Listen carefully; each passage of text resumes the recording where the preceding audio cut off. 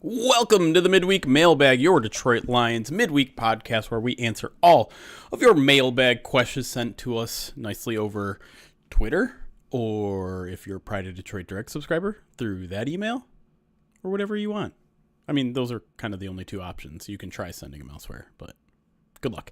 Anyways, I'm Jeremy Reisman. I'm the producer over at Pride of Detroit. You can find me at Detroit Online on Twitter. As always, joining me here for the Midweek Mailbag is the managing editor of Pride of Detroit, is the Machine, and of course is at Erik Schlitt on Twitter. It's Erik Schlitt.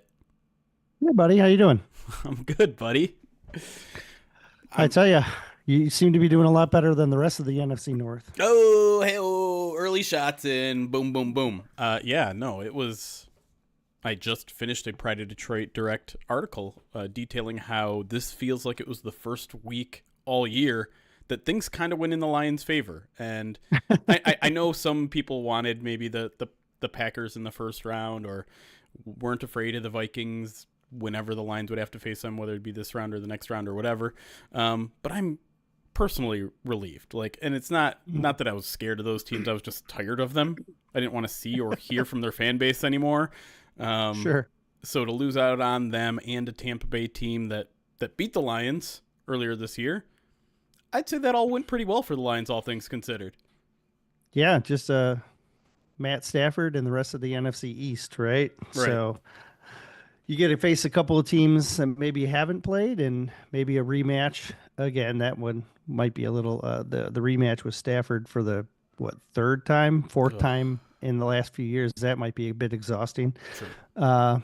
But yeah, facing NFC East is definitely a fun change of pace. And I'm glad I don't have to write another article about how bad Sam Darnold is. I mean, you can if you want. I'm not gonna. I'm gonna just talk about it. I'm gonna talk about it, and we're gonna walk around very confidently and well, yeah, yes. He looked broke. He did. It was almost like he just never could. He didn't have the ability to step up in a big game. Yeah. And I think he may have made a very tough offseason decision for the Vikings very much easier. But yeah, well, I mean, look, they're in a tough spot, right? Because if they bring him back, they know that he can't win the big one. But if they don't bring him back, they're starting over with a rookie. And so, they're kind of in a bit of a limbo. And it's not a little bit. Yeah. But I think the plan from the get-go was J.J. McCarthy was he was trending towards starting week one anyways. So I think they just kind of okay. I mean, he hasn't been able to practice. Yeah. So I mean, he practiced a bunch, but at first until he got injured, right? And then, anyways, so this isn't a Vikings podcast. No. This is a walk on the Vikings podcast. Oh, is it? Yeah, yeah. I mean, look, Sam is no more. So, wow, that's dark. But yeah, we're going to talk a little bit about the Commanders. We're going to talk a little bit more about coaching and answer any kind of questions that you guys came up with that I deemed worthy of this podcast. Not to say that if your question didn't make it, it wasn't worthy. Although that is kind of what I'm saying. Did kind of sound like that, yes. Maybe I just didn't see it. Or maybe you're muted on Twitter. Who knows? Either way, let's get into it. Let's start here with Alan Hemming, who asks, please explain how we can win on Saturday. I live in the D.C. area, and the Kool-Aid is flowing around these parts with them playing with house money. Yeah, I do kind of get a sense from early Commanders Twitter and people I've interacted with that they're going into this game pretty confident, and they're definitely playing with house money, right? They feel like the Lions last year, maybe even the Lions the year before, where it's just like, oh, they're way overperforming expectations. They obviously want to win if they can, but if they lose, they're like, that was still an incredible season. Yeah. But the Lions are 8.5-point favorites, which one tells you where the betting markets are, which makes sense because if you've been betting on the Lions all year, you've been making a lot of money.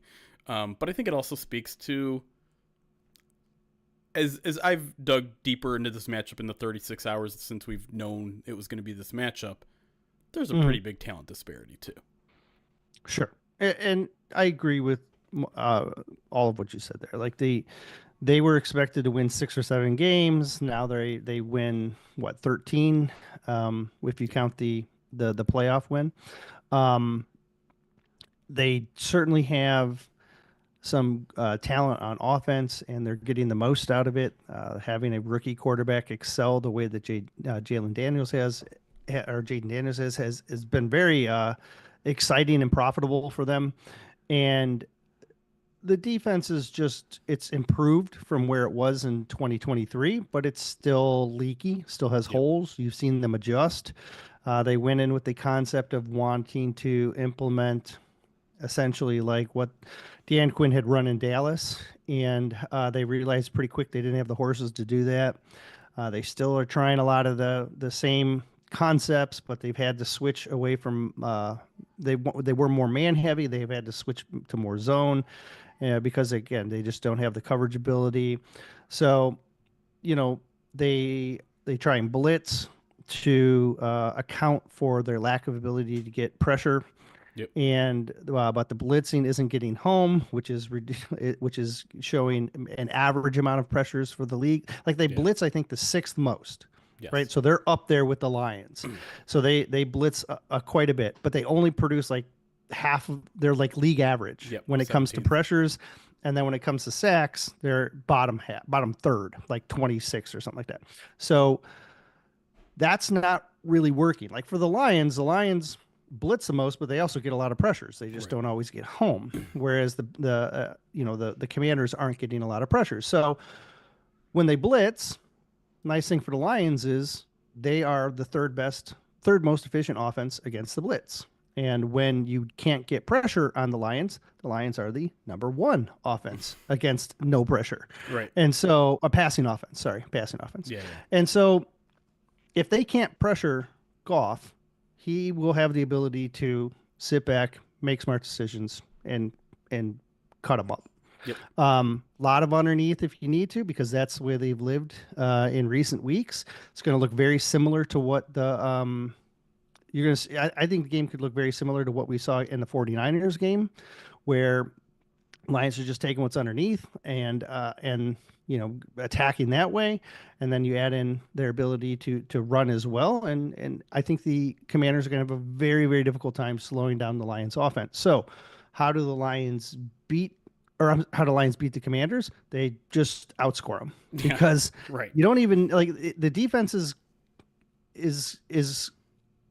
they played terrific against the Vikings, and if they play terrific again, then this will be over in the first half. But if they struggle like they did against the 49ers, you're going to need to outscore them. And the way that the Lions offense is set up, returning Montgomery and having the skill players that they have working at the level that they are at, they should be able to score 30 plus, and they should be able to outscore the Commanders, and they're going to beat them on offense. Yeah. The very long and short of it, I think, is win a shootout if you have to. It might not even need to be one. It might not need to be one, but you lined it up pretty neatly on offense. The one thing that maybe you glossed over briefly is the running game, right? Is the fact that Washington, in terms of yards per carry, in terms of yards allowed per game, in terms of DVOA, they're a bottom 10 run defense. Again, something they improved upon as the season went on, but they're not very good up the front. Their defensive front is not very good. Linebacking core is good in Luvu and Fred Warner. I get Fred Warner and Bobby Wagner mixed up all the time. Bobby Wagner and Luvu, Frankie Luvu, 2 really talented linebackers that might kind of challenge them, I think, in terms of like coverage in the middle of the field a little bit. But in terms of running the ball, they shouldn't have that many problems. And if you can't stop the Lions run, you can't stop the Lions offense because they'll play action you to death. Because I'm sorry to cut you off, but because the defensive line isn't winning like on their own, they're using stunts and pulls and stuff like that and twists. Right. And when you do that, you leave your gap, and when you leave your gap, you can get taken advantage of. And they're not just getting taken advantage of in one way; they're getting right up the middle, and they're also getting the edges. Their edge defenders they miss tackles at a higher rate than the average edge guy as well. So they don't set the edge real good. They don't make their tackles on the edge in the run game real good, and their twists and stunts leave gaps up the middles. And so you can really attack them in the run game in a multitude of ways. Yeah. Now, when you talk about the Lions defense, things get a little trickier, right? And it starts with Jayden Daniels. Yeah. It starts with the Lions' defensive performance over the last 2 months. I think we're quick to dismiss how quickly the Lions' defense fell just because it looked good against Minnesota and Alex Anzalone's return. And not saying that the Rams' defense is bad, but I think the Rams spoils the party a little bit, and given how much they were able to shut down the Vikings' offense too as well. Plus, the mobility of Jayden Daniels adds a new element that the Lions didn't have to deal with. They pinned their ears back against Sam Darnold, threw a bunch of pressure his way, and Darnold couldn't handle it. Jayden Daniels, on the other hand, and this leads into our next question from BK Shaky, who says, do you think we see less blitzing from Detroit based on Jayden Daniels' success rate against it, or will AG stay true to who he is? Now, I talked about this a little bit on the POD cast. Jayden Daniels' passer rating actually goes up when you blitz him, not down.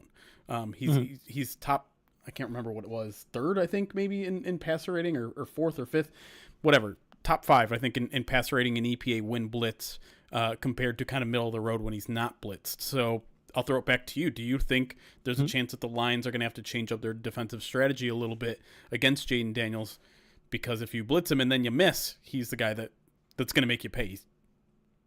Yeah, I think you're going to see a combination of a combination approach to a few different schemes that they've run in the past. Most notably, I think they're going to try and play as much contain as possible with their edge guys, but I still think you're going to blitz. But what you're going to do is you're going to blitz the middle instead of the edges, probably.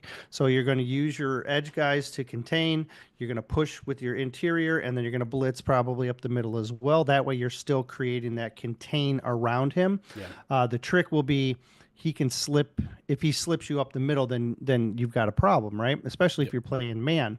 So I don't think AG is going to move away from it, because he hasn't all year, right? Like, it's what his bread and butter is. It's what he does. The trick will just be, they're going to blitz almost to contain. You know what I mean? Right. Like, it's going to be, let's blitz to make sure we're getting the run. It's not going to be necessarily blitzing to pressure. It's going to be bringing. So let's think of the word blitz differently. It's going to be more bringing 5 defenders to contain rather than bringing 5 defenders to try and sack him. Right?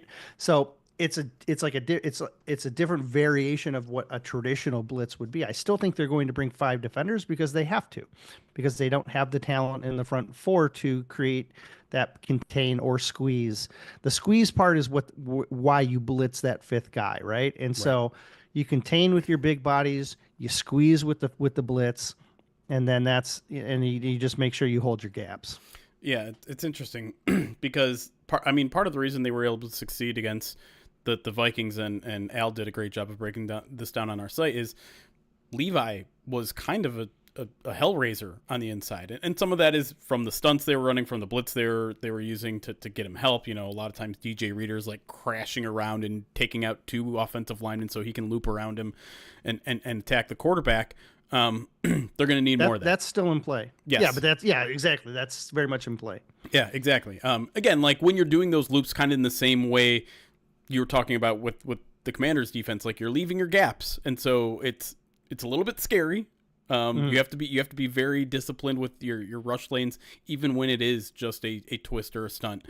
And that's why you have your delayed linebacker blitz, though, right? So you wash them and you leave the gap, and then that linebacker has to fill behind in that gap, and that is quote unquote technically a blitz, but it's more gap filling and contain.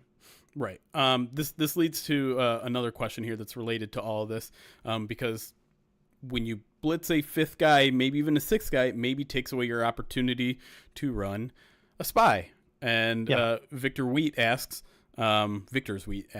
with all this debate over using a QB spy, I feel like it may be warranted at times this week. Who would be best filling that role, considering their other responsibilities? Anzalone, Nowaski, Iffy, Branch? I think the best player, if we take away the responsibilities part, if we just say who's the best matchup, it's going to be Branch or Iffy being the contain or being the spies. But if you're going to run them as a spy, then you're going to have to run more nickel than you want to. And this past week, though, against the Vikings, they ran a ton of nickel, and so when we questioned, is that something that's going to move forward? And if it does, then it kind of lends itself to that. And you don't even necessarily have to run him as like a true spy. You can just bring Iffy down into the box, which they did a lot as kind of like a third linebacker. Keeps him a little bit closer. If you assign him to like the running back and the running back stays into block, you know what I mean? Then then you it's okay. My running back is blocking. Now I default to spy, right? Instead of like my running back's blocking, so now I'm going to blitz. You kind of default. Traditionally, Alex might take a running back, or sometimes he'll split out a tight end. They shift it. If you kind of shift those roles and you let Alex still kind of play more outside, or you blitz Alex as that fifth guy and then leave Iffy with the assignment of the back, and then which could drop to the contain or the spy. Like, it's an option. It keeps you away from dedicating a guy to the spy all the time, because you can't do that against Daniels because I think he's too efficient. But you can have like these like secondary reads that can set you up to be in position to stop him if he does escape the contain. Yeah. I still don't think the Lions are going to use a spy often at all.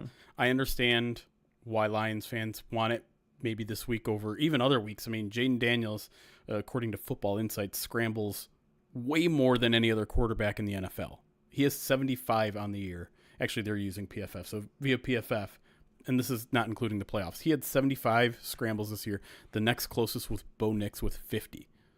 So 50% more than second place. He's going to run a lot. He is. But the Lions are they have so much trust in their game plan to maintain those rushing lanes that they just don't expect him to get out. And that's I understand how that's doubly terrifying when you run so much man and everyone has their back to Jayden Daniels. But generally speaking, there's going to be someone over the middle of the field with their eye on it. And having a flat-footed linebacker is not always the savior you think it is. Like, obviously, that allows you to at least funnel Jayden Daniels where you want him to be. But if like Jack Campbell's just standing there spying on Jayden Daniels, how much do you trust him to make an open field tackle on Jayden Daniels? Yeah, and then he puts more stress on everybody else behind him. Right. And coverage as well. Here's the deal.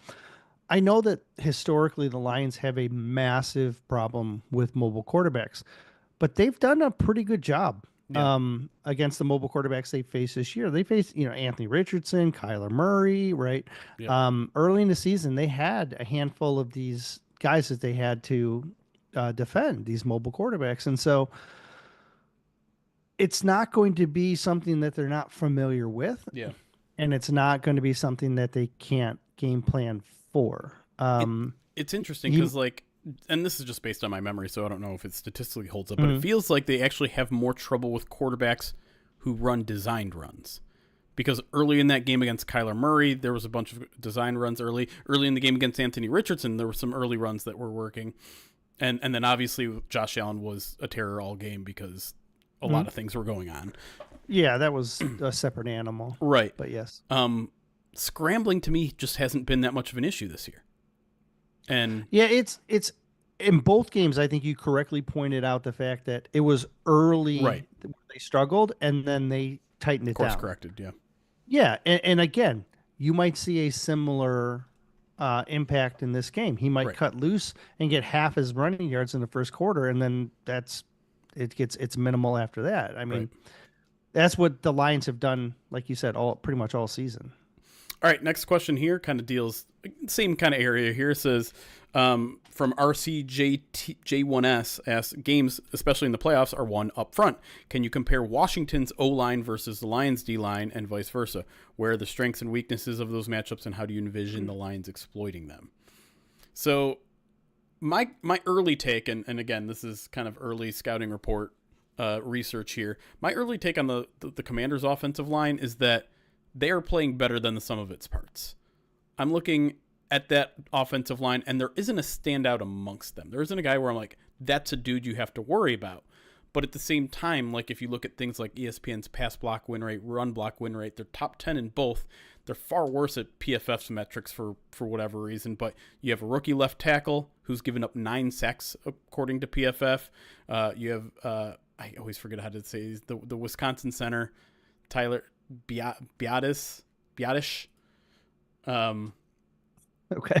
He's like a back. I struggle as well. Yeah. He was like a backup mostly, and I don't know, like the Commanders invested in the offensive line this offseason, right? They signed 2 or 3 guys that are starters, but to kind of like mid-tier deals because they're mid-tier players. And so I don't know. Do you look at any part of that offensive line as something that's concerning for Detroit? No, I think you're on the right path with the fact that I think they're all average players that play collectively well. Yeah. And the rookie left tackle, I think he gave up like 6 pressures last week or something. Tampa might have been a little bit more. It was either 6 or 8. I'm going with 6, so I don't speak out of turn. Sounds but worse. No. Yeah, well, go with 8. No. But he he's vulnerable. He's a guy that when I scouted him in college, I saw him as a tackle, maybe guard. Like he could be like a swing type both. I did not expect him to be like a starting left tackle, anchor the blind side type of guy.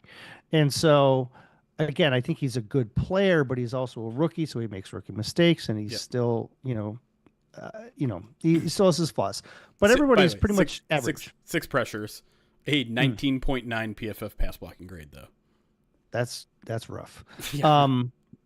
So when you compare them to the Lions' defensive line, the Lions' defensive line isn't, winning any awards for their, True. star play right now because of the injuries and whatnot. And so, you're hoping to, again, attack them collectively as a sum of, as a sum of the whole parts, right? Like, so you want to be able to, you're not going to have like a distinct one-on-one advantage when it's the Lions defensive line versus Washington's offensive line, which is why the blitz will be necessary. Right. Are we going to flip it too? We should flip it too, but just to add on to that, it's also not just the blitz, right? It's the twists, it's the stunts, it's the things to put pressure on this relatively young offensive line, inexperienced that might not hold up as well against that than just straight up beating you one on one. But yeah, let's flip it around too. Let's talk about we talked a little bit about the Washington defensive front, where again there it doesn't feel like there's a standout amongst the group. Like I like Daron Payne a lot, but he hasn't been having a great season thus far. Yeah, Payne.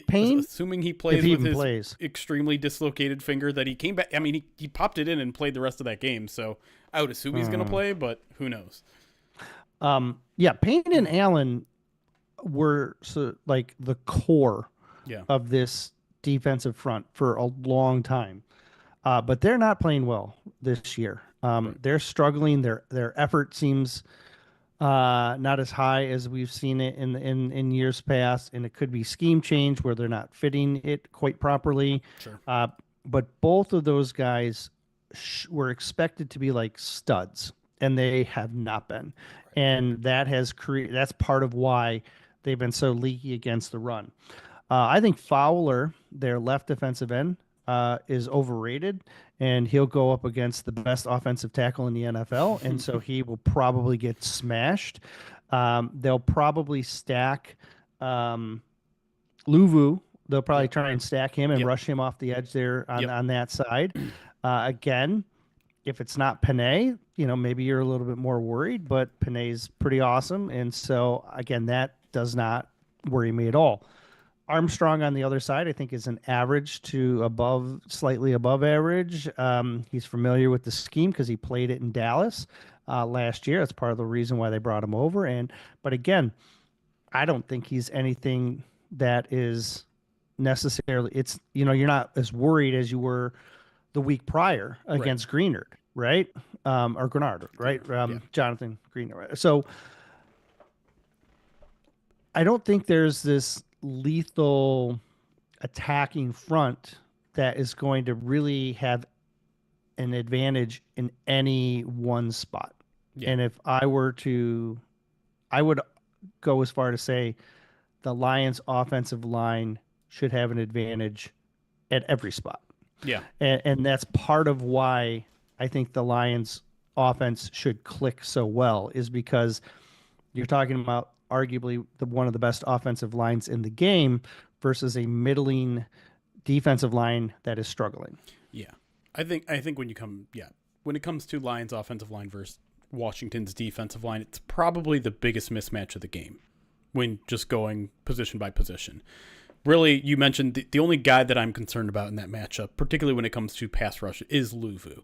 And he's a guy that rushes like 15 to 20 snaps a game. So it's a not insignificant role. They use him that way a lot. And they use him on both sides. So while, I have no concerns when he's doing that from Sewell's side, there's a little bit of a concern doing it on Decker's side. And I think the Commanders probably know that's a better matchup for them. So I would not be surprised to see him lined up over the left tackle a little bit more in this matchup. They kind of envision Wagner as their Mike, as their middle of the field. Right. And then Luvu as their kind of Parsons, right? Yes. Like that's the idea. Move him around, put him on the line, drop him back. He's not the player that he's just, it's neat to move him around. It's neat to do stuff. He's had some success, but like, you're not talking about the same level of impact that a guy like, Parsons, or even, it's kind of like how they want to use Derek Barnes, how Lions kind of use Derek Barnes in a similar type way.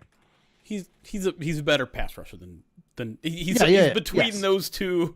He's between a Micah Parsons and a Derek Barnes in terms of a pass rusher. He's a lot closer to Derek Barnes, in my opinion. Okay. Even though he's been, as an overall player, maybe better as a pass rusher, but as an overall player, a lot closer to Barnes. 8 sacks this year, so. Yeah, it's nothing bad by any stretch. Right? Like he's not bad. He's just not. He's not. He's had a lot of success. Yeah. He's not Micah Parsons though, and I think that's part of that adds into why. I'm not trying to discount the player that he is. He's a good player, and they use him in a lot of different ways, and that certainly helps him out. He's just, it's a tough ask to point at him and say, be Micah Parsons. You know what I mean? You're really walking the line here to not give Frankie Luvu any bulletin board material here. No. I'm kidding. He's not. All right, one quick one before we go to break here from Lil Mawa. Asks, are teams still able to sign free agents? If so, what pool of free agents are they able to sign from? For example, are practice squad players from other teams still available, or only players who are not on any roster? Okay. The rosters should be frozen right now, right? Yes. At this stage. So I want to reread the question just so I get it correctly. So you should be able to sign street free agents. Yes. And that's it. So street free agents would be players that were on a team or not on a team, like free agent, if they were free agents, or they were on a team but not on the active roster. Right. So like basically practice squad guys. Yes. And assuming they haven't already been signed to a futures deal. Correct. Because if they're on a futures deal, then they can't be they can't get they're not going to get out of that necessarily. Right. If you're on the practice squad and your team's season ends, you immediately your contract's over. You are 5 days. 5 days after your season ends. Yep. Right.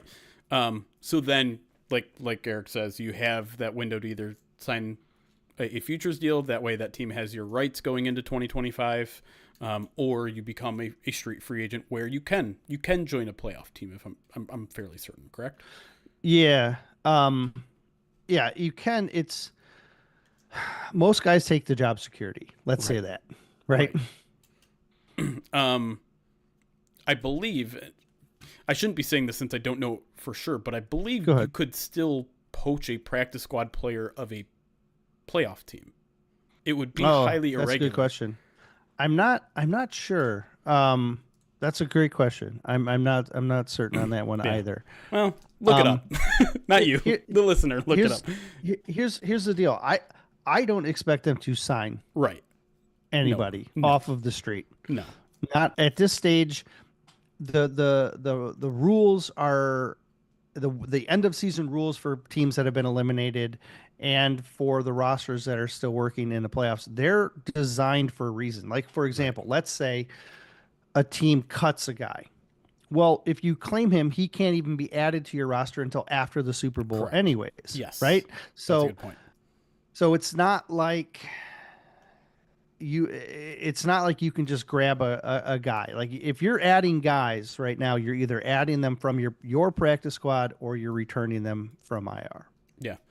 And just to be clear, if you end the season on an expiring contract but on a 53-man roster, you are not a free agent until the start of the new year, until start of March, the start of free 10th? agency, whatever it is. So I see, like Stephen Gilmore, or I see Stephen Gilmore in our live chat. He was on the Vikings 53-man roster. He is not available until March. All right. And with that, we're going to go to break. When we come back, we'll talk a little bit about Lions coaches and our predictions there. And then we'll look forward, maybe even to the NFC Championship game. Don't want to put our, the cart before the horse here, but it doesn't hurt to take a peek. So we'll tackle that when we come back here on the Midweek Mailbag. We'll be right back.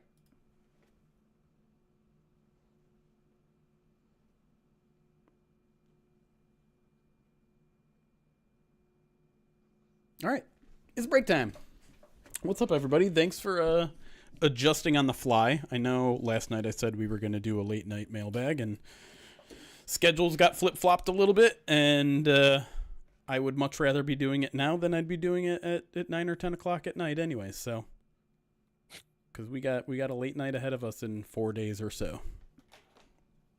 Every day is going to be a late night leading up to Saturday. No. Maybe not for you. I got stuff to do. You don't think I do? Yeah. Well, that's what I said. It's gonna be late night every night. Like, it's gonna be writing articles and studying film. We got a lot of work to do to get to Saturday. Can we still sign Ezekiel Elliott? I don't even know where Elliott ended up. I have no idea. And I think you're joking. Yeah.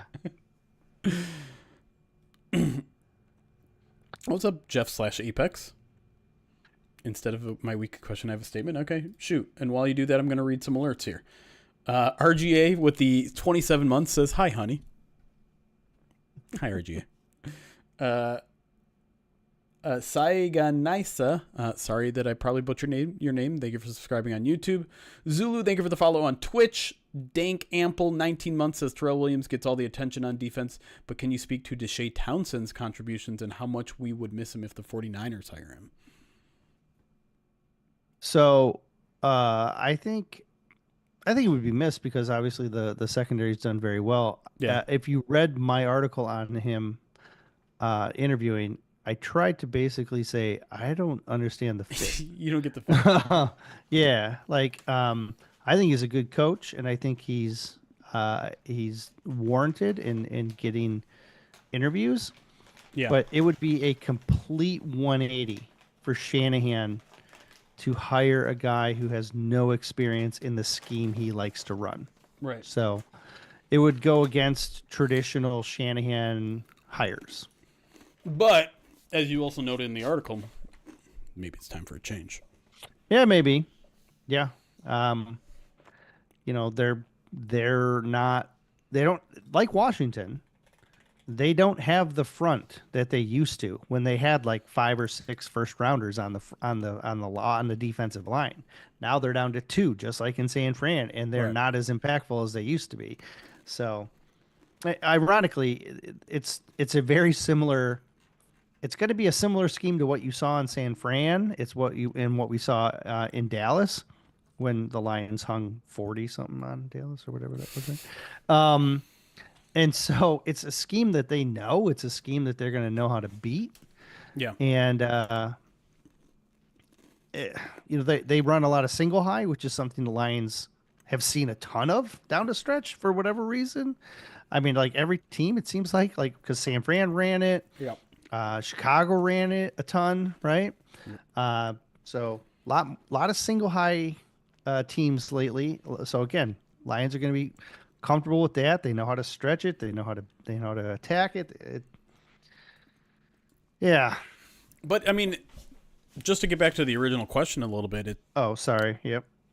with Townsend, it certainly is worth highlighting how much he settled down a unit that has gone through a lot of turbulence in the first 4 years here, right? Like the Lions have been through 2 different defensive back coaches in the last 3 years, and he comes in and they're playing better than, I mean, Kirby Joseph and Brian Branch are all pros and Pro Bowls, and Terrion Arnold had an up and down rookie season, but had more ups and downs. Meek Robertson had maybe the best game a Lions cornerback has had in years.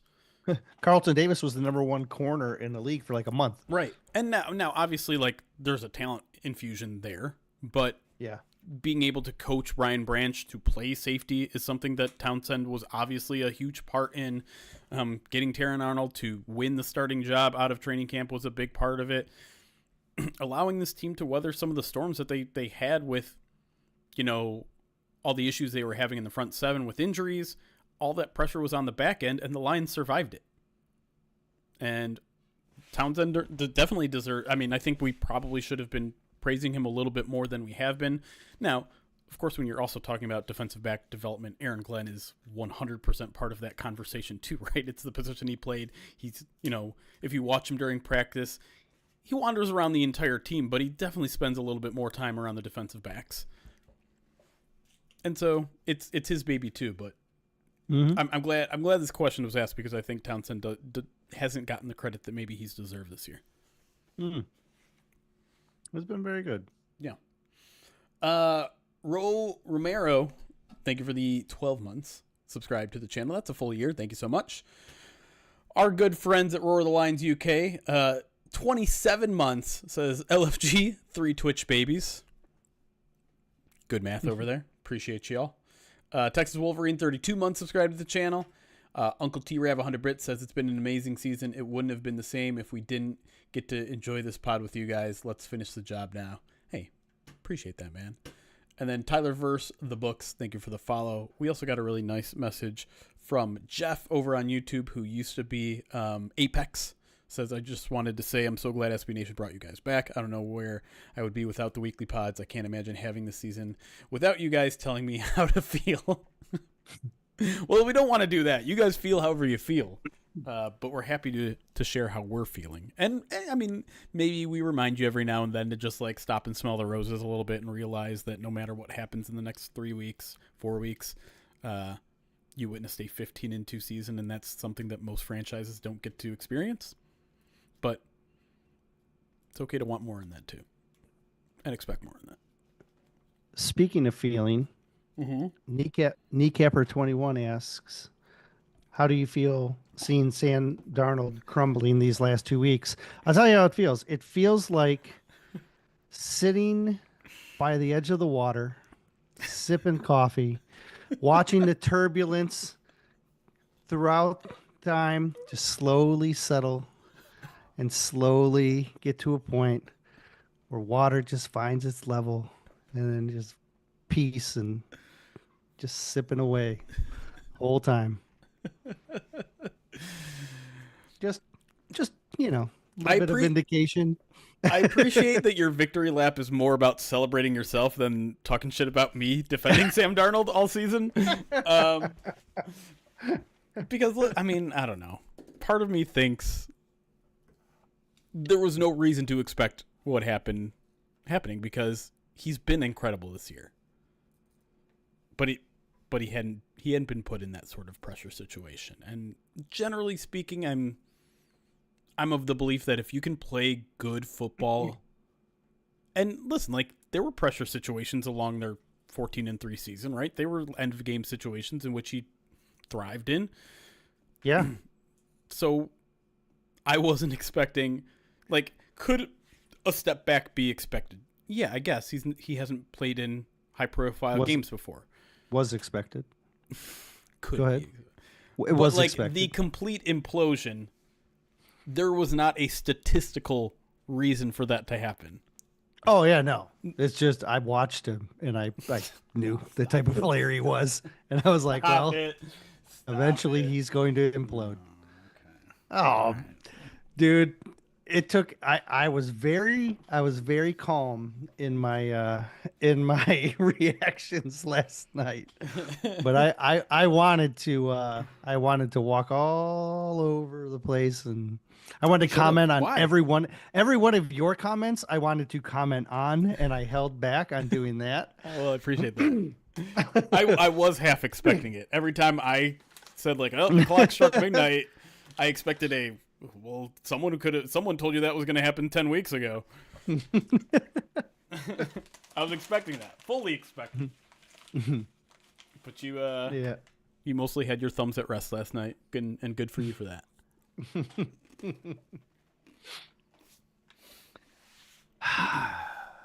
He's just not a good quarterback, guys. Does it make you a little upset though that he imploded so hard that the Vikings aren't going to hand him like a huge contract now? A little bit of both, I guess, right? Like, I don't know.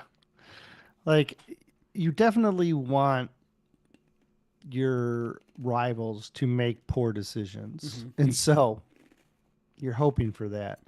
You're hoping that they spend $30 million to keep him, like, because he's not going to make 40, or I wouldn't think. I mean, geez, that would be even better if they gave him 40. But like, if they gave him, I have no idea, man.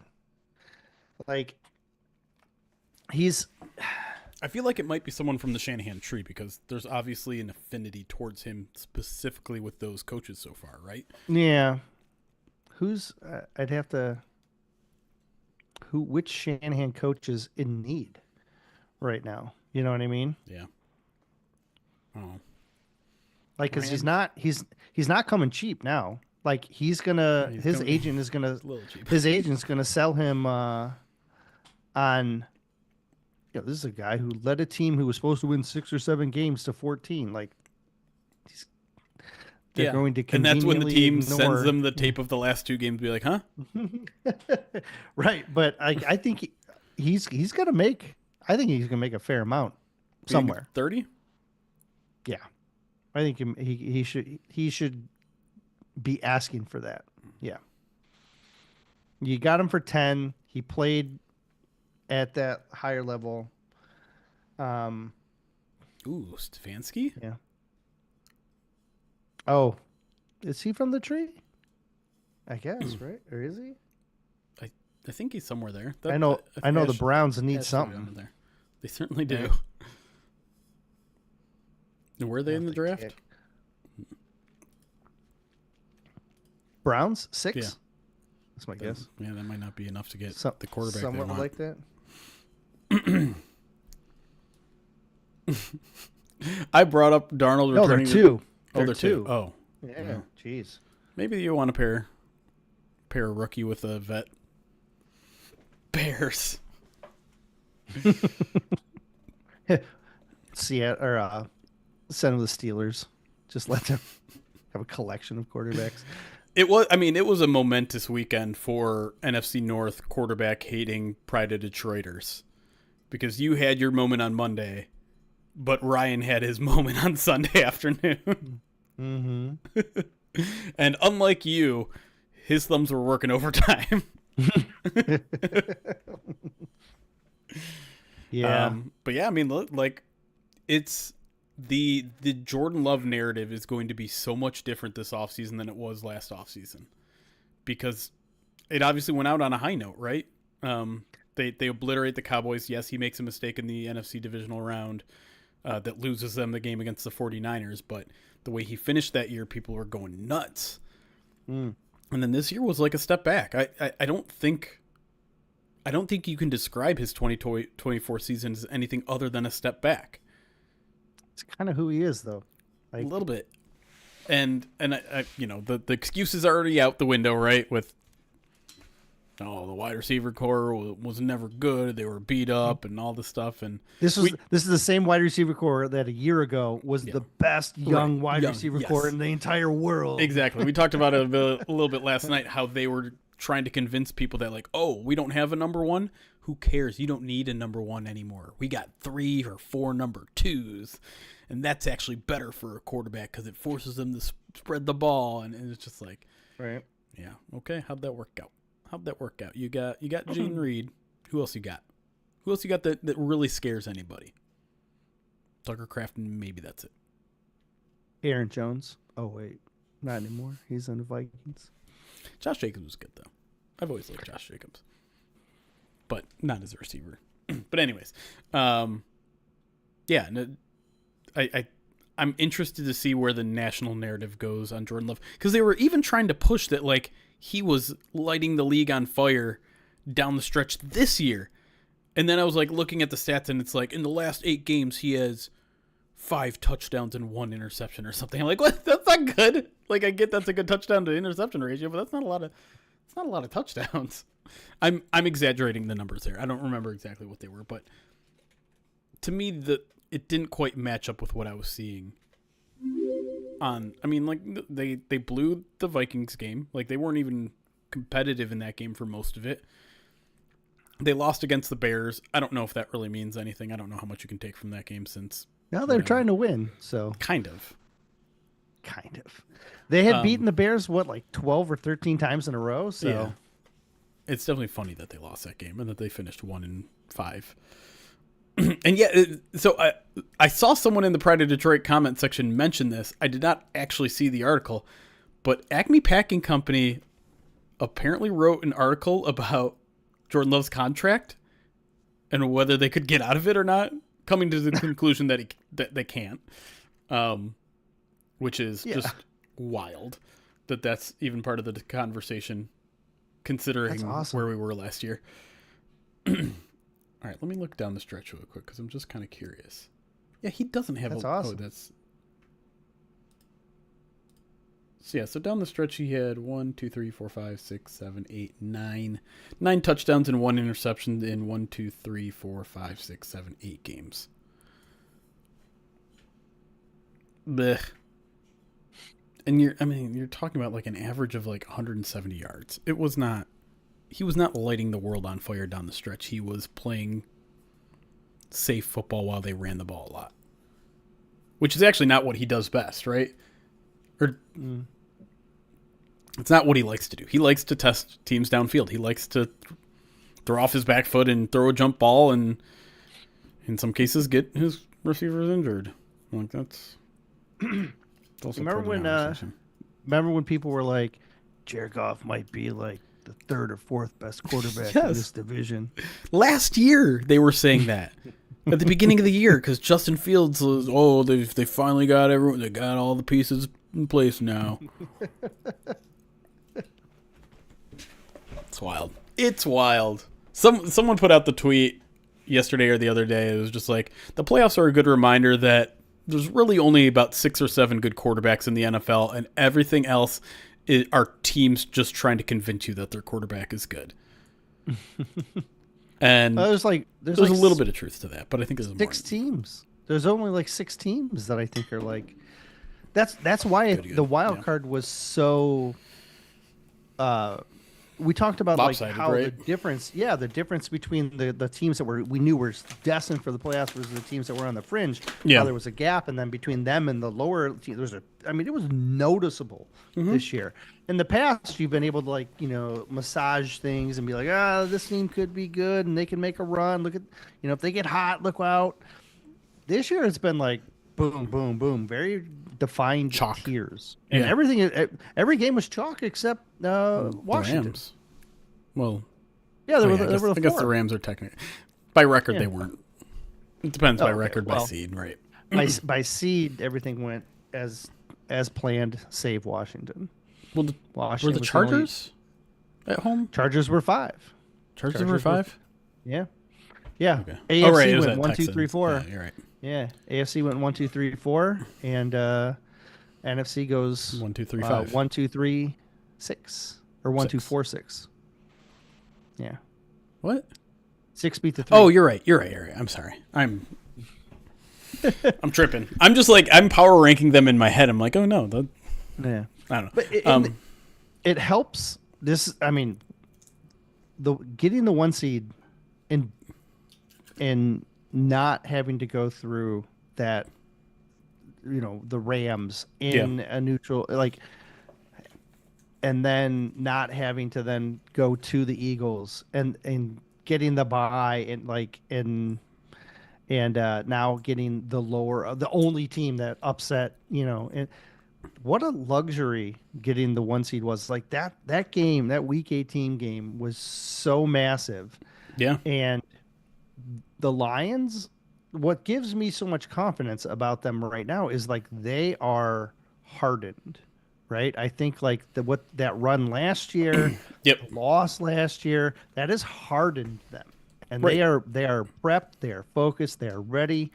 They've been playing, and as Dan Campbell has said, like they've been playing playoff football for the past month because they had no margin for error. Right. And the Vikings they're not, right? I don't think Washington is. I think that's why so many people are looking at Detroit being this like hardened, focused team with this elite offense and saying, Yeah. they look like a team ready to play, whereas the Washington is like, hey, we got house money. You know what I mean? Right. Like It. now anything can happen. We can't, Of course. we We too can't. excited. But there's at the no same guarantee time, for a win. But there's a reason it's 8.5. it's.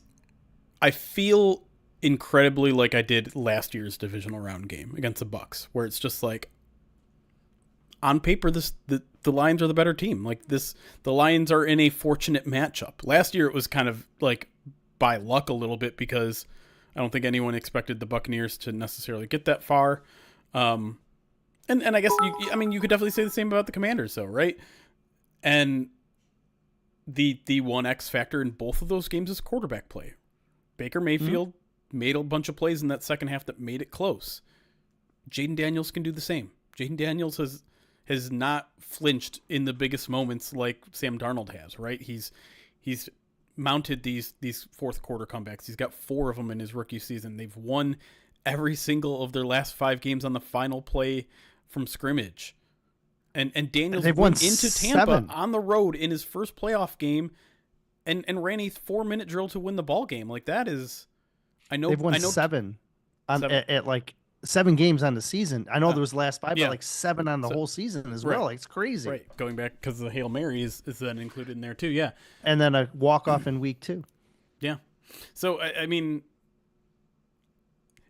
when I hear that, I walk the edge between two things. One is like they can play in big moments. That's important. That's a skill. Yeah. That's something that it is. Dan Campbell has, the whole thing, like you don't know how to win and you learn how to win by winning, right? Like that's how you perform in high leverage situations like that. But at the same time, how long can you walk that high wire act? How long can you win by the razor's edge every single week? Right. 7 of 12 wins were basically at the last second. Right. And so, you know what I mean? Is it a skill or is it something that eventually you're going to regress to the mean? The answer is probably a little bit of both, right? Yeah, like Sam Darnold. Yeah, but unfortunately, you can't point to a lot of Jayden Daniels meltdown performances in his past. No, but he's not. He's one of 53, and while he's the most important of the 53, yeah, he still needs his other players to work their magic as well. By the way, our good friend Brett Whitefield is in the chat, and he was the other person in my ear. There were 2 people in my ear telling me stop giving Sam Darnold all of his flowers. It was you and it was Brett. 2 of the people, by the way, that I trust their opinions more so than most people. But there were also some other people that I respect that were like, no, this actually might be for real. But one of the things that Brett pointed to, well, there's two things. There was one that he holds onto the ball forever, and I think we saw that yesterday. Like, yes, that was a disaster yesterday. He 9 sacks, yes. and I would probably tag at least half of them on him for holding the ball too long. The other one was turnover-worthy plays, and that's something that Jayden Daniels doesn't have. I checked today. He is top 4 in lowest percentage of turnover-worthy plays amongst 26 or so quarterbacks with 300, the snap minimum, 350 snaps or whatever, which is outstanding, right? For a rookie quarterback to not be putting the ball in harm's way like that, while also throwing some pretty it's not for lack of aggression. He's not being conservative and taking care of the ball. Like, he is threading some needles, and just the placement is incredible. Yeah, well, that's the David Blau influence, I guess.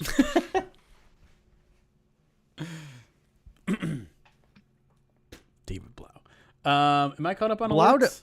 Blau designed that play that beat the Eagles. That's right. I did hear that. The Josh Reynolds special. The back of the end zone crosser. Yeah. Where you spread them out and you get the safeties to spread, and then you just run the guy right over and throw right at the goalpost and let him run into the ball. That's a Josh Reynolds special. It is. That's what beat Philly. TJ MDA, thank you for the follow on Twitch. Uncle T-Rav, another 100 bits, says Detroit Lions have entered this final stage of their plan. We've become the unkillable. We are Michael Myers. I like that. The mentality that this team has and the confidence that they play with is different than any other team I've talked to. Like, when you talk to the players and you're like, their mindset this year is in a totally different space than what we've seen in the past. I've never seen a secondary as confident as this one before. It's crazy. Like, and they've done well with it too. It's amazing. And it starts from top down, right? And I think all you have to do is watch yesterday's press conference with Dan Campbell, where he's getting peppered with these questions like, well, you're the 1 seed now. Isn't there a lot more pressure? Like, do you feel this? And Dan's just like, what are you talking about? Like, have you not been paying attention to this team for the past 3? Like, pressure has been there all along. Pressure was there in 2022 in the season finale, where we didn't have anything to play for, but the Packers had everything to play for. Pressure was there last year when we went into 2023 as the NFC North expectants to win the game. And then the pressure was there to beat, Matthew Stafford and for Jared Goff and all. Like, pressure has been along the way the entire time.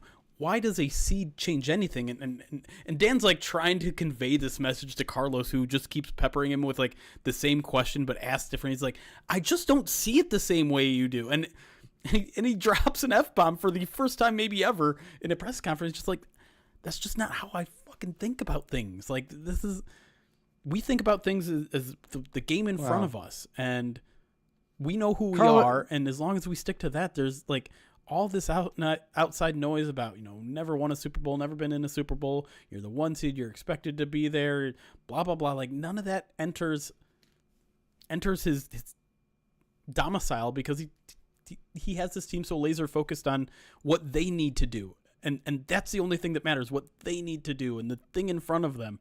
And man, it's refreshing. And I'm with you. Like, I've never seen anything like it before.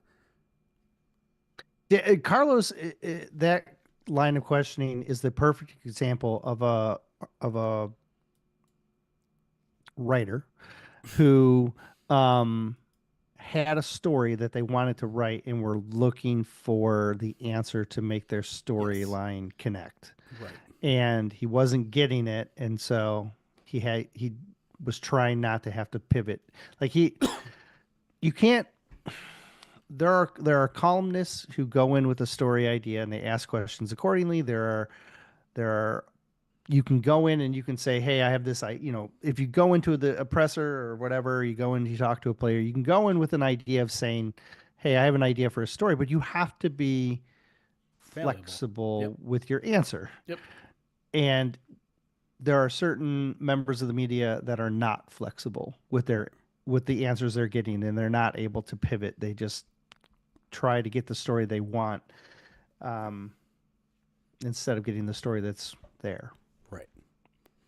I'm gonna move on from that just because. I don't mind. I talked about it a little bit yesterday too, and doesn't deserve that much of my breath. Drew H asks, I'm behind, but does the Vikings implosion affect Coach of the Year? The answer is no, unfortunately. Nope, it's already voted. It was voted for, I think, like 24 or 48 hours, I think, was the ballot was due after the Sunday night game between the Lions and the Vikings. So half of the implosion counts, yes. The other half last night, no. I'm very curious to see where that one ends up. I do think it's like 50-50. I think it could go either way. No, I think it's a stupid way to vote for the award. I think the way to vote, the way that the vote is, or the way people vote on that award is they always say who outperformed expectations. Yeah. Right. So that's why you get. But why isn't Dan Quinn in that conversation? They went 12-5. I think their expectations were right in line, like 6-7 wins. Should be. I don't know. Voters tend to favor offensive-minded. The coaches, last two coaches were both offensive, right? Weren't they? Yeah. They're also, I think, picking second and third or something as well in this year's draft, like your last couple of winners. So they're all top 5, top 6 coaches, right? Because it was Cleveland last year and the Giants the year before. Right. The nice thing is if he wins coach of the year, then they typically tend to stay, and then they typically implode. So let's hope the same thing happens for O'Connell. Let's hope they have a massive regression and they end up like struggling. But yeah, I hate that this award more than just about any, because I don't think it awards the best coach. I think it awards the coach who exceeded the expectations, even though those expectations were established by people's presumptions. Right. Yeah. Yeah. I'm with you. The problem is I don't know what the other solution is. Like, are we just going to give it to Andy Reid every year? No, if he's the best. Do you best think on Andy what, Reid though? How are you going to base it on? Because you don't really know what's happening. Like, you just give it to the team with the best record? No. How do you judge coaching? Well, you can talk like, are you winning convincingly? Are you making strategic moves that give your team a competitive edge? Are you like, you could argue Reid because he's found a way, right? Yeah. Like he's found a way to keep it going. That's what would be your argument for Reid. For Campbell, it would be his aggression puts them in a spot where they're going to win, right? Like you can come up with arguments for a lot of the very good coaches that are going to be completely overlooked because they were expected to be good and they were. Right. I think just the problem with that approach is it's all subjective, right? The whole thing is subjective. Of course, the whole but like I think the writers who aren't watching every game, that aren't following every team as close, they're like, okay, what was the preseason expectations? Vegas had it 6.5 wins and they ended with 14. That's plus 7.5. That's what I'm voting for. That's lazy. It's lazy, but it's also practical. Like it's like giving an award for power ranking, but doing it with your power ranking standards. Like it's lazy. So that's the thing. It's not even the award itself that I have an issue with. The issue I take is with people being lazy. I can't handle, like, what I find really interesting though is as like more of these outlets are putting out their own awards, it's very interesting to me that All Pro and these awards are held in the highest regard, and it involves like the smallest portion of sample voters. Size? Yeah, it's 50 voters, and they're media. They're all media. It's not coaches. It's not players. Even the Pro Bowl takes those guys into mind. You would think, but like also are players unbiased enough to vote for the right people? Are coaches unbiased enough to write in the right people? I don't know. It's a weird system. You know who should vote? The 32 pro personnel directors. Because those are the guys that are watching all the other teams and setting up, and they know everything about every player to set up the film for their coaches. They know what available free agents. They know all the decision making. Like those guys know the other teams in the NFL better than anybody else. I need to stop for a second because you are extremely crackly on my end. I want to make sure that's. Oh. Am I the only one hearing that, or if chat's hearing that too? Because it just could be a headphone thing for me. So, I did a show with Joe last week, and I had I had the exact same thing happen. And what we did was he logged out of the chat, and then relogged back into our Zoom. It was Zoom's issue. Well, like it was crazy crackly. They're apparently it's not crackly for them at all, which means okay. It has to be my headphones, I guess. No, it could be the Zoom. It could be your end on Zoom, because that's 100%. But they're hearing it through Zoom on my computer. Right. I understand what you're saying.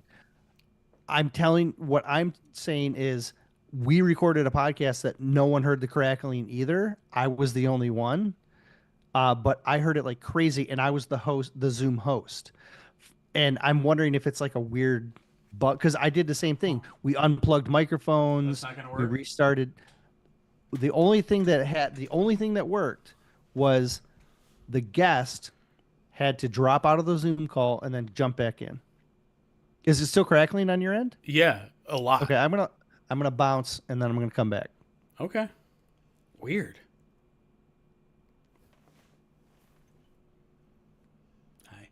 That was weird. He's not coming back. I'm gonna lock him out. You guys are just gonna have to deal with me. Look, I'm in this box. Now I'm in this box.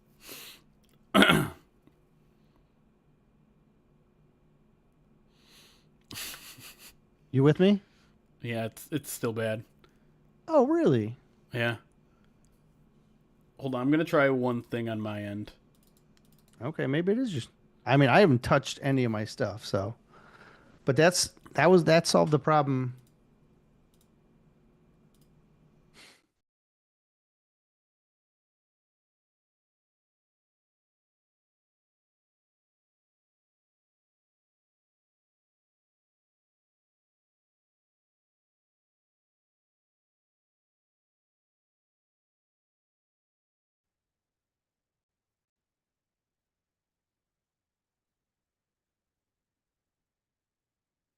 Still crackly? I can't hear you. I think your audio is probably off or something.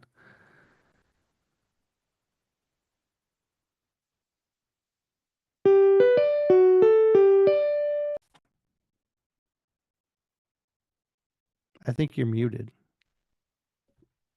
I'm not. Oh, look.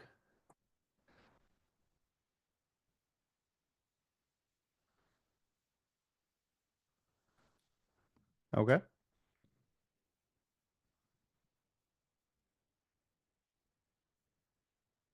I still can't hear you, buddy. You done broke it.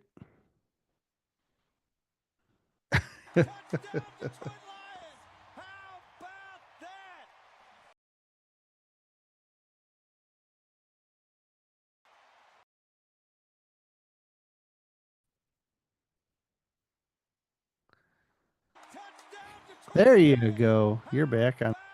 I can hear you now.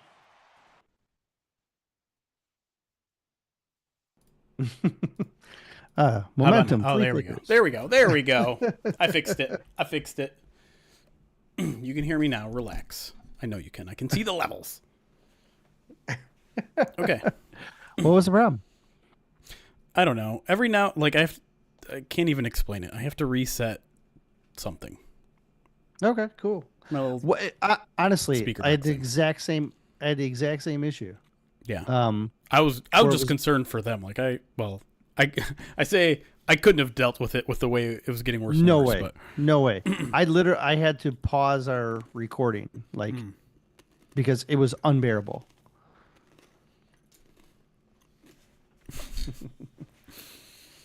All right.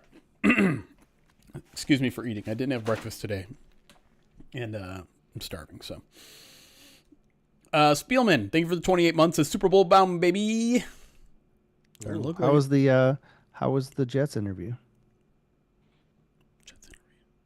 Oh, Spielman. Was that not Chris? I assumed it was. Okay. Was it Rick? Was it Rick? Spielman 54 HOF. So I think that was Chris. Unless Rick had an NFL career that I'm unaware of. No, but he could just be a big hype man for his brother, which is why Chris he got the interview in the first place. Yeah. Caitlin, thank you for the 17 months. Says I'm so ready to be nauseous every day leading up to the game, like I was last playoffs. Go Lions! I'll definitely get that way if the Lions get the NFC Championship game. I feel like I'm not going to be that nauseous for this one. Oh no, I think everybody's going to get nauseous as the build gets closer. Nah. Yeah. If it would have been against the Vikings or the Rams, maybe. Commanders.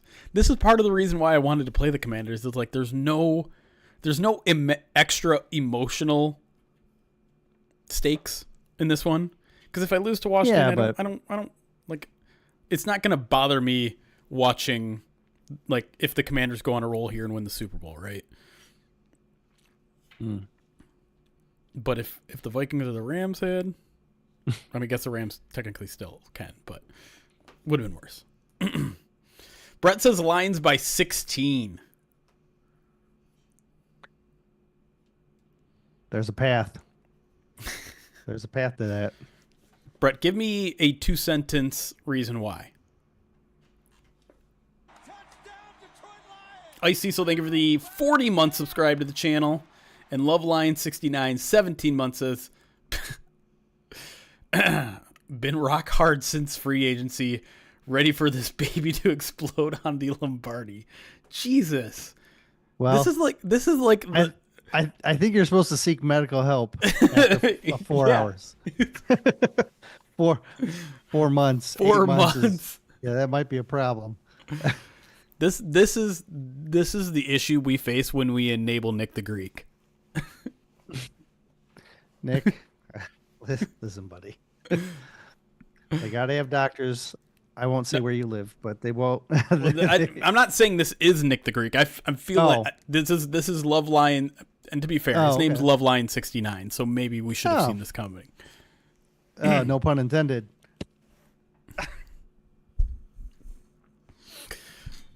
Brett says Commanders defense is cheeks and can hold the Commanders to field goals in the red zone. I don't like the red zone play sheet for the Commanders at all. Ooh, that's something I haven't checked. Is their red zone percentage bad? I haven't gotten to that part of my research yet. I'm sure Erik has somewhere in his crazy chart. Season offense. Yeah, I have charts. Yeah. Red zone percentage? Oh, they're 6. Or defensive? They're 6 on offense. Yeah, on defense they're 23rd. But that's not what you're talking about. Oh. Brett said he doesn't like the red zone play sheet for the Commanders at all. Well, it takes 4 downs for them to get in most of the time. But their fourth down percentage is redunculous. 87%. 20 of 23. I read an article on that 4th down percentage and it was funny, like the Washington skew on that is that these are the best two, or these are the two of the most teams that go for it on 4th down the most, but the Commanders are so much better at it than the Lions, and I'm thinking, yeah.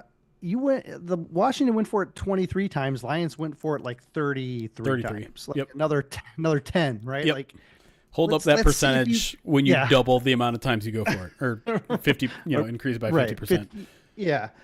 So what's really interesting to me too here is I think a lot of people would argue, well, the reason the Lions and Commanders are so good on fourth down is because they treat third down like fourth down. When it's a 3rd and 4, they might not go for 4. They might go for 3 so that they set up fourth down. And if that's the case, you'd expect their third down percentage to be pretty bad, right? Like if they're playing third down like it's second down, they're probably not converting third down as much as other teams. Guess what? The Lions are 4th and third down conversion rate. The Commanders are 6th. One thing the Bucs inexplicably did was overload Jayden's left side a ton and allowed easy escape lanes to his dominant side. Todd Bowles strikes again. Yeah, I was seeing something like that Jayden, his scrambles are generally all to the same side. Well, because most people attack the left side because that's where the rookie is, right? Right. That's where the pressure comes from, and then he leaks out the front side. Right. And plus, I think quarterbacks in general would rather escape to their dominant hand side so they can throw on the run easier. So overload the right side. Screw it.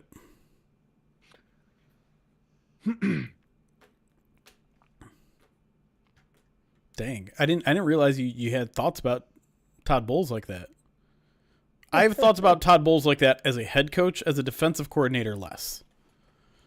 Todd Bowles, the head coach, to me is like, oh. It's kind of like the Brandon Staley. He didn't do a great job of managing the clock either. And I was like, oh, this looks familiar. Yeah. That's what I'm saying. Todd Bowles as a head coach. Game manager, not his strong suit. I still respect him as a defensive coordinator. I mean, he's kind of had the Lions number at least a little bit, right? Lions offense has struggled at least a couple times against the Bucs. You have a weekly segment on my show about getting Bulls. Is it about defensive things or head coach things? I guess it must be a little bit of both. Do you think Prime is the next coach for the Cowboys? I hope so. I kind of hope so too. Be a disaster. And two power hungry heads trying to it would be a disaster. Like, I don't think there's any question it'd be a disaster. Yeah, I think he has the potential to be a decent head coach in the NFL, but going again, well, I mean, we'll see. He's still got a lot more to prove. He has the right mindset. Much of an ego. But that's the thing, right? Like you can't take the two biggest egos. You can't take a head coach that has will have the biggest ego and put him in ownership of an owner that has the biggest ego and expect that good things happen. So you're using Bulls as a verb in the way that on Community they use Brita. But yeah, no, I've been around Dan Campbell too long, but I don't think you can have an ego that big as a head coach in the NFL. I think it works in the NCAA because kids are taught to obey in college. I don't think that shit flies in the NFL. I don't think it will. I will say it would offer an explanation for the Cowboys' inexplicable coaching decisions over the past week and a half. Because for them to drag their feet for an entire week and miss out on all of the interviews they could have had, because we talked about this yesterday. Do you know when the Cowboys can next interview any of the Lions coaches, assuming the Lions are still in the playoffs? Isn't it after the NFC Championship? Nope, it's after the Super Bowl. Oh, okay. Because a gap. That gap is you're allowed to interview coaches in the Super Bowl if you've already had an intro interview. That can be your second interview. You cannot do it if you have not. That can't be your first introductory interview. They missed that window by dragging their feet and not even negotiating with Mike McCarthy. So Jerry's going to Robert Kraft this thing then. Yeah. He's got. Right. That's why I think Dion might almost certainly happen, is because maybe that's been the plan all along. Is like they were lining up their ducks in a row for that. Or maybe it's just like, well, that's all that we can do now. We missed out on all of these head coaching interviews that we can't do for the good teams. Or you know what? Why not? Why not pick apart the Packers and the Vikings coaching staff now? Just go ahead and do that. Brian Flores is available. Go get him. Ooh, that'd be fun. Go get him. Dion said he would pick up the phone. Is what Dion said. I thought reports as of last night were that they've talked already. Not interviewed, but they've talked. Okay. Is that not what I heard? You might be right. You might be right. Do we think Ben takes a second interview? I don't know. Because he only interviewed with 4 teams, and one of them's already hired. Sources from Jordan Schultz says Cowboys owner Jerry Jones has spoken with Colorado head coach Deion Sanders about the team's head coaching vacancy, and discussions are expected to continue regarding the possibility of him becoming the head coach in Dallas. Coach Prime is considered a top candidate, though the Cowboys plan to interview other candidates as part of the process, per team sources. Oh, you mean they plan to follow the rules that they have to follow? They also might have asked Deion what they thought about, their current head coaching, not necessarily about him. Like, I don't know.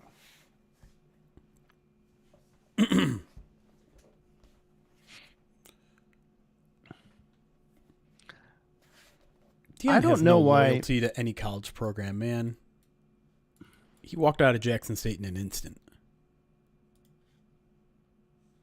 It's true. Pooh Bear, thank you for the follow. I do think, okay, so getting back to Ben, I do think Ben would be open to taking second interviews just because he's thorough. Yeah. But I don't know. Down to 3, which is great. For now. Why isn't any team as successful as Ben in why isn't any other team other than McVay and Ben successful against Flores? I don't know why McVay is so successful against Flores, to be honest, because he runs an offense that Flores' defense is designed to beat. I think you might. Matthew Stafford. I was going to say it could be Matthew Stafford. It could be McVay knowing O'Connell better than maybe any other coach in the NFL. But Stafford's I don't know why good Ben. against the blitz. Stafford's great against the blitz. Get you a quarterback that's good against the blitz. Yeah, Lions have one. Number 3. I just think I understand Flores' defense and why it is the way it is. It can be a scary defense, but if you have a confident and creative offensive coordinator, you can get it done. Yeah. All right. You want to move back to the podcast, the PODcast part? I got about 35 minutes. Okay. Okay. Let's do it.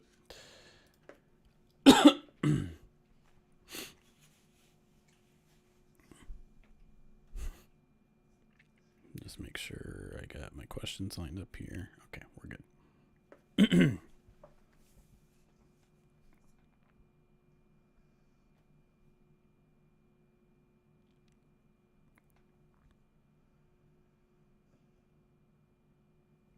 And we are back here on the Midweek Mailbag Divisional Round Edition as we get ready for Lions versus Commanders Saturday night. But let's get back into our mailbag questions here, and we're going back to the coaching talk here. Very simple question here from Jason Krolik. Where do you think Ben Johnson and Aaron Glenn end up? Well, I think Glenn has a couple of unique opportunities with the Saints and the Jets, and with the Cowboys job opening. Maybe he gets an interview with them at some point. But I do think Glenn makes a lot of sense going to the Saints. And if I had to make a wager, my guess is that that's where he would end up. And again, just speculating. Right. I think now is his time, and the Saints job makes a ton of sense. As for Ben, I don't see great fits with any of the teams that are out there. And so if I had to make a wager on landing in Chicago, Jacksonville, or Las Vegas, or back in Detroit, I'd push my money on coming back to Detroit. Dang. So you're not buying the Raiders stuff? The Raiders are making a hard push for him. But Tom Brady wants him, and Tom Brady convinced him, kind of last minute. It sounds like to interview, and we know Ben Johnson. I mean, because the initial reports were Patriots, Bears, Jaguars, Jets. Like those were the four he was going to do, and then last second the Raiders kind of slide in there. They fire their general manager shortly before that, which again shows me like, oh, we hear Ben Johnson maybe wants his own GM. Let's get ours out of here and pave the way for it. It seems like Tom Brady. He was bad, but well, I mean, he got a pretty darn good tight end. But like they're clearly making a hard Ben Johnson push, and I was making this argument on the POD cast. Like I think it makes a lot of sense for Ben, because if you have someone like Tom Brady who understands this is going to take a long time, this is a long-term project. I think they're going to give him a long leash, which is what Ben Johnson wants. He talked specifically about getting to that second contract. They have a ton of cap space. And when you have a guy like Tom Brady, like I'm trying not to give him too much credit already, since he's, he hasn't been a front office guy yet. But he knows how to build a team. He does. You know what you left off that list of things the Raiders have? Quarterback. I'm aware. No, not just quarterback, young talent in general. Yeah. Like, it's because they haven't drafted well, because they haven't secured younger players. The last two GMs have not done well at drafting and retaining guys.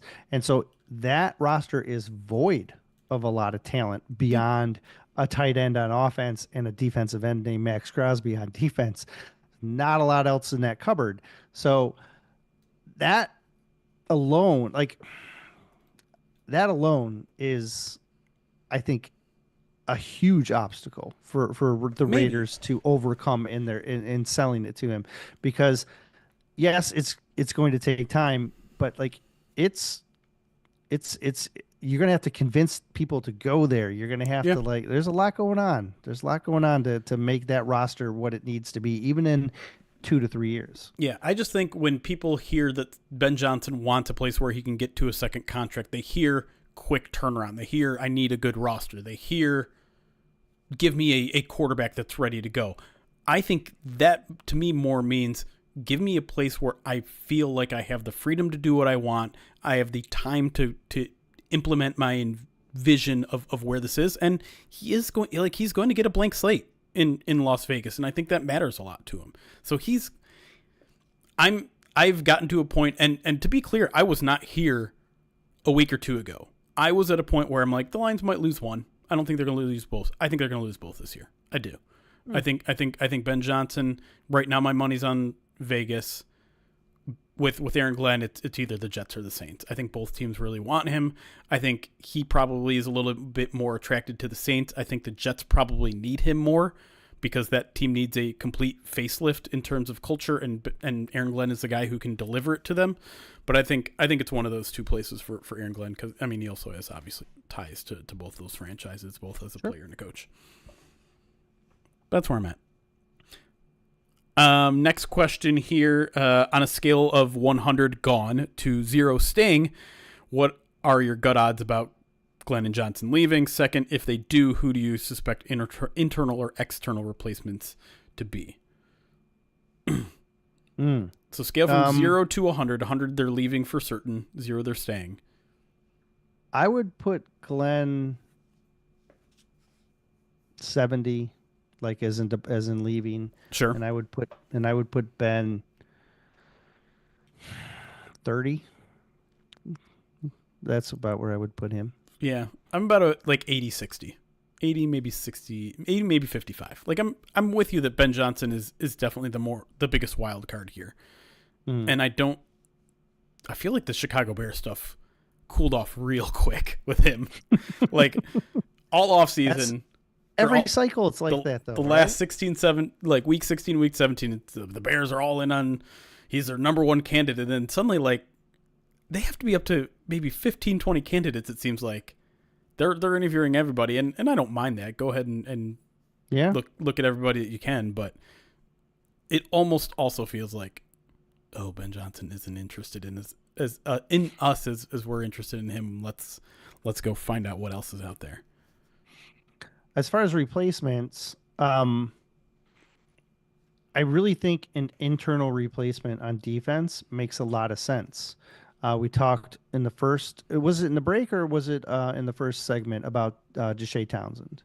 I think okay, he would be a guy, Lions cornerback coach. He would be a guy that I think would get consideration. I think Kelvin Shepherd is a guy we've talked about all along that would be a guy that would get consideration.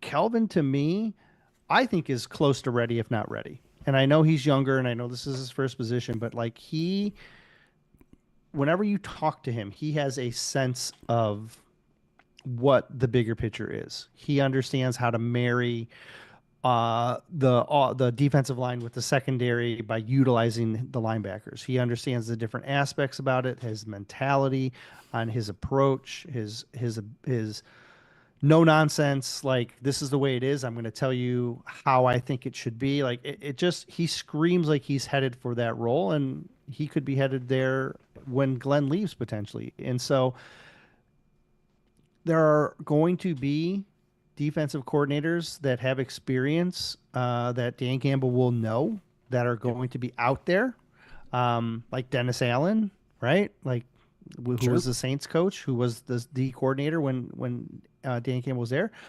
But I really am going to lean towards Kelvin Shepherd being the guy I think would be the front runner. Yeah, I think you're there. I think you're right there. Terrell Williams is definitely in the conversation, but maybe not quite the leadership skills that someone like Kelvin Shepherd has. But I wouldn't count him out either, too, because he's a guy that has like where Kelvin Shepherd doesn't have the experience, Terrell Williams absolutely does. He's been around the league for a while now. But I think having those position coaches on staff would certainly aid Shepherd's ability to do his job effectively, too. No question. And as a linebacker coach, you literally have to understand every level of the defense. Not that there's a position coach that probably doesn't, but it's so drastic to the linebacker position where you're involved in the pass rush, you're involved in run defense, you're involved in coverage. You're right. Like he has a grasp on Aaron Glenn's defense front to back. So the only thing he doesn't have is play calling experience, and that's just something that the Lions are going to have to deal with, right? No matter who they bring in, it's going to be something new. Not that you can't bring in a play caller, but a play caller in this system is very unlikely to find unless it's Dennis Allen. Like Dennis Allen is kind of that one guy that could slide in presumably pretty seamlessly if he has interest and if the Lions have interest in him. And you could always shift schemes too if you wanted. Like you don't have to stick with what it is because this defense has been built to adjust. And so they're adaptable and you could change things if you needed. On offense, I still am stuck with Scotty Montgomery. I think he's the guy who makes a ton of sense. I know having that assistant head coach role gives him a lot of advantages to maybe being, but he hasn't been connected to a head coaching interview yet. And so I think getting a coordinator, shifting to a coordinator role, and then I think would be a better path for him. And I think he's ready. He's a guy who interviewed for the OC job up against Ben Johnson a few years back. So, and I think he would be the guy that I think would be the next in line for behind Ben. I'm still stuck on Tanner. I think it's Tanner. Sure. Like to me, I think Tanner's going with Ben. No, that's my guess. Maybe it's possible, but if you're Tanner, do you want to go and be Ben Johnson's offensive coordinator where you're likely not calling plays, or would you rather stay in Detroit where you would get to call plays? No, I hear you. I just, it certainly seems like it's between the two. That's why, like, there were rumors last year that Hank Fraley would be the guy that would travel with Ben Johnson to be the offensive coordinator. And that makes a little bit of sense to me because I'm not sure Hank Fraley is ready to jump into like full OC duties where he's calling plays and all that sort of stuff. That would be like a nice bridge for him. Tanner, to me, it almost feels like he's been working in the background on purpose. Like, yes, it almost feels like they are very specifically getting him ready to be an offensive coordinator. And almost hiding him in a way. Like, I don't know if they're actually hiding him. Like, I don't know if you can do that, especially when you're a 15-2 football team. I don't know how many secrets you can have, but to me, Tanner makes the most sense for me. I think he's literally taken the Ben Johnson route. It would be interesting to see if a different team would prompt a different coordinator. Like, for example, if he falls in love with Jacksonville, would bringing Mark Brunell, who played in Jacksonville and is familiar with Jacksonville, and if you're Ben and you're calling plays, would Mark Brunell make a great OC for you? Yeah. So that's a good thing to think about too. All right, let's move to the next question here. Move away from coaching and talk a little bit about the NFC Championship game. You can blame Lion for Life Detroit on Twitter for asking this question, who says, who do you think is a tougher matchup for the Lions overall, the Rams or Philly?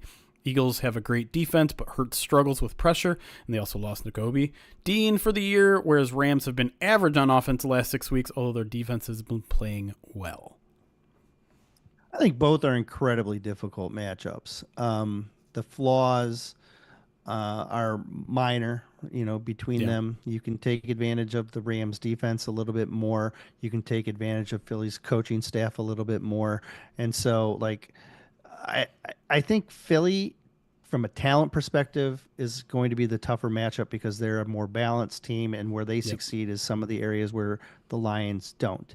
And so, matchup-wise, I think Philly presents a difficult proposition for the Lions if it gets to that point. At the same time, the Rams are terrifying because they have Stafford, and we've seen what Stafford can do, and we've seen this offense, play very well. At the same time, you've beat them the last 2 times they've walked into your building, and they'd have to walk in again. So I'm not as scared of the Rams because I think you know the game plan. The Rams are who they are, and you beat them twice knowing who they are. Philly, it's a bit more unknown and a bit more talent. It's interesting to hear you say that because I thought at some point there was going to be a but in all of that, but Sean McVay is a pretty good coach, and Nick Sirianni, I don't know. But I mean that kind of is the challenge between the two, right? Is, like you said, the Eagles are the more talented team. The Rams are the team that's better coached and getting the most out of their players. Yes. And then when you talk about specific matchups, I think you kind of nailed it, right? The Lions have shown that the Rams offense is going to give them some troubles. Their defense, I would say the Rams' weakness on offense is their offensive line, but the Lions don't have a great defensive line to counter that. They'll have to be aggressive against Stafford, and we just got done talking about in break how Matthew Stafford's really good against the blitz, and so that could give you problems. And then, while I don't think the Rams are as good defensively as the Eagles are, in fact, I know they're not as good defensively, they have a couple of Hellraisers there. Jared Verse is having an incredible rookie season, and he could give Taylor Decker some issues. So that's a scary matchup. And then I've been saying it all, for the past couple months, the Eagles have the best trenches in the NFL collectively on offense and defense. And I know that they've gone through a couple of injuries recently on the defensive side of the ball, but they can hold up on both sides. They can run the ball, they can stop the run. And if they can do both those things against the Lions, those are the kind of teams that gives the Lions fits. And so ultimately I'm still picking the Eagles here, but that's going to be a battle in the NFC Championship game if the Lions make it there. Yeah, either way, I think it's going to be, you're talking about a one possession type of game with both opponents. Yep. All right, I'm going to combine these next 2 questions because they're about 2 young Lions players that we've seen almost none of this year. Non-alcoholic beer enjoyer asks, what's the deal with Broderick Martin? Even with a depleted D-line, he has consistently been a healthy scratch. I know he was a developmental pick, but at this point, is he on the roster bubble going into next year? And then Jason Krolick asks, can you talk about Giovanni Manu's development? Let's start with Broderick Martin real quick. Yep. Because it brings up a good point. The D-line has been decimated. It is even further decimated now with Pat O'Connor expected to miss not only this game but probably the rest of the postseason. It could mean he's starting to be active, but I also highly doubt that means he's going to play more than 5 to 10 snaps a game if he is active. So is there a concern level at all right now about the fact that Broderick Martin can't make it on the field? Is he potentially a guy that won't make the team next year? I think with Broderick, you have such a unique blend of size, strength, and athleticism that it's going to be very hard to walk away from him at any point during his rookie contract. Mm-hmm. That being said, if he doesn't show anything going into his third year, it certainly makes it a little easier. Right. The reason that I'm not willing to walk away from him at this point, or even really entertain that, is because I've seen so many rookies break out in their third year under this regime that I'm fully expecting to see it. Yeah. I'm fully expecting him to all of a sudden be a nose tackle 2 rotating next year with DJ Reader and, learning to be the next nose tackle in the future. Will that happen? I have no idea, but like that's my mindset because we've seen Derek Barnes evolve into the player he is. Ife Malafon, like we've seen this over and over. These guys that are in their third years, the light bulb comes on, they figure things out, and then all of a sudden they become contributors in a big way. So for Broderick, I'm not worried that he hasn't contributed in his first 2 years. And but if we're halfway into year 3 and he's still a healthy scratch, then I would definitely say, he could be vulnerable to being cut if there was a roster pinch. Yeah, I'm almost 100% with you. There is part of me that's concerned at this point that they've put him out there a couple times, be like, okay, let's see where you're at, and almost immediately both times like, oh nope, you're not ready. That's a little bit different than like just developing behind the scenes to me. Sure. It shows that like, hey, we need you now, go do it. And you can't. And a little bit of almost expectation, right? If they're putting him out there, there's like, okay, we think you've had enough time in the oven. Let's see you come out here and perform, and he hasn't. That's the concern part of me. But I'm also with you. This team has preached patience at every level, and we knew Broderick Martin was going to be a project, and so let's let that project bear out. Let's see what happens in year 3. And then I'm with you. After year 3, I think is when you start to have these conversations like, well, we gave it its best shot. And I guess the frustrating part to me is that the Lions have kind of, over the past 3 years, have just done this thing where they're just throwing these veteran nose tackles out there and getting enough out of them, right? Mm-hmm. Whether it's, I can't even, it feels like it's just like constantly a rotating cast of guys out there that they've been getting replacement level play from. And if you're not even getting that out of Broderick Martin, that's where the concern comes. Well, the thing that we need to make sure we don't overlook is that he hurt his knee in the preseason finale and then missed the first 10 weeks of the season. So like he wasn't even available for over half of the year. Yeah. And so that alone, I think should just cause a little bit of pause. And yes, he's been inactive 5 of the 7 games he's been on the roster. And yes, he hasn't really produced in the 2 games he has. He's really only like halfway into his second year from a learning perspective, like what he's been able to learn on the practice field. So right. I'm going to factor that into in my assessment of saying I think maybe he gets an opportunity if Pat O'Connor's down like we expect. Maybe he doesn't, and then but I'm not going to write him off before training camp and all that stuff next year. Yeah. As for Giovanni Manu, it's worth pointing out that again, like we don't get to see any of this, any of the development that's happening during the year. We don't get to see the 15 minutes of practice that we see on a weekly basis is just them warming up and just them doing individual drills, blocking sleds, things like that. We don't get to see any, one-on-ones. We don't get to see any team drills, anything like that. So any development that a guy like Giovanni Manu or Broderick Martin are doing behind the scenes are only being told to us secondhand.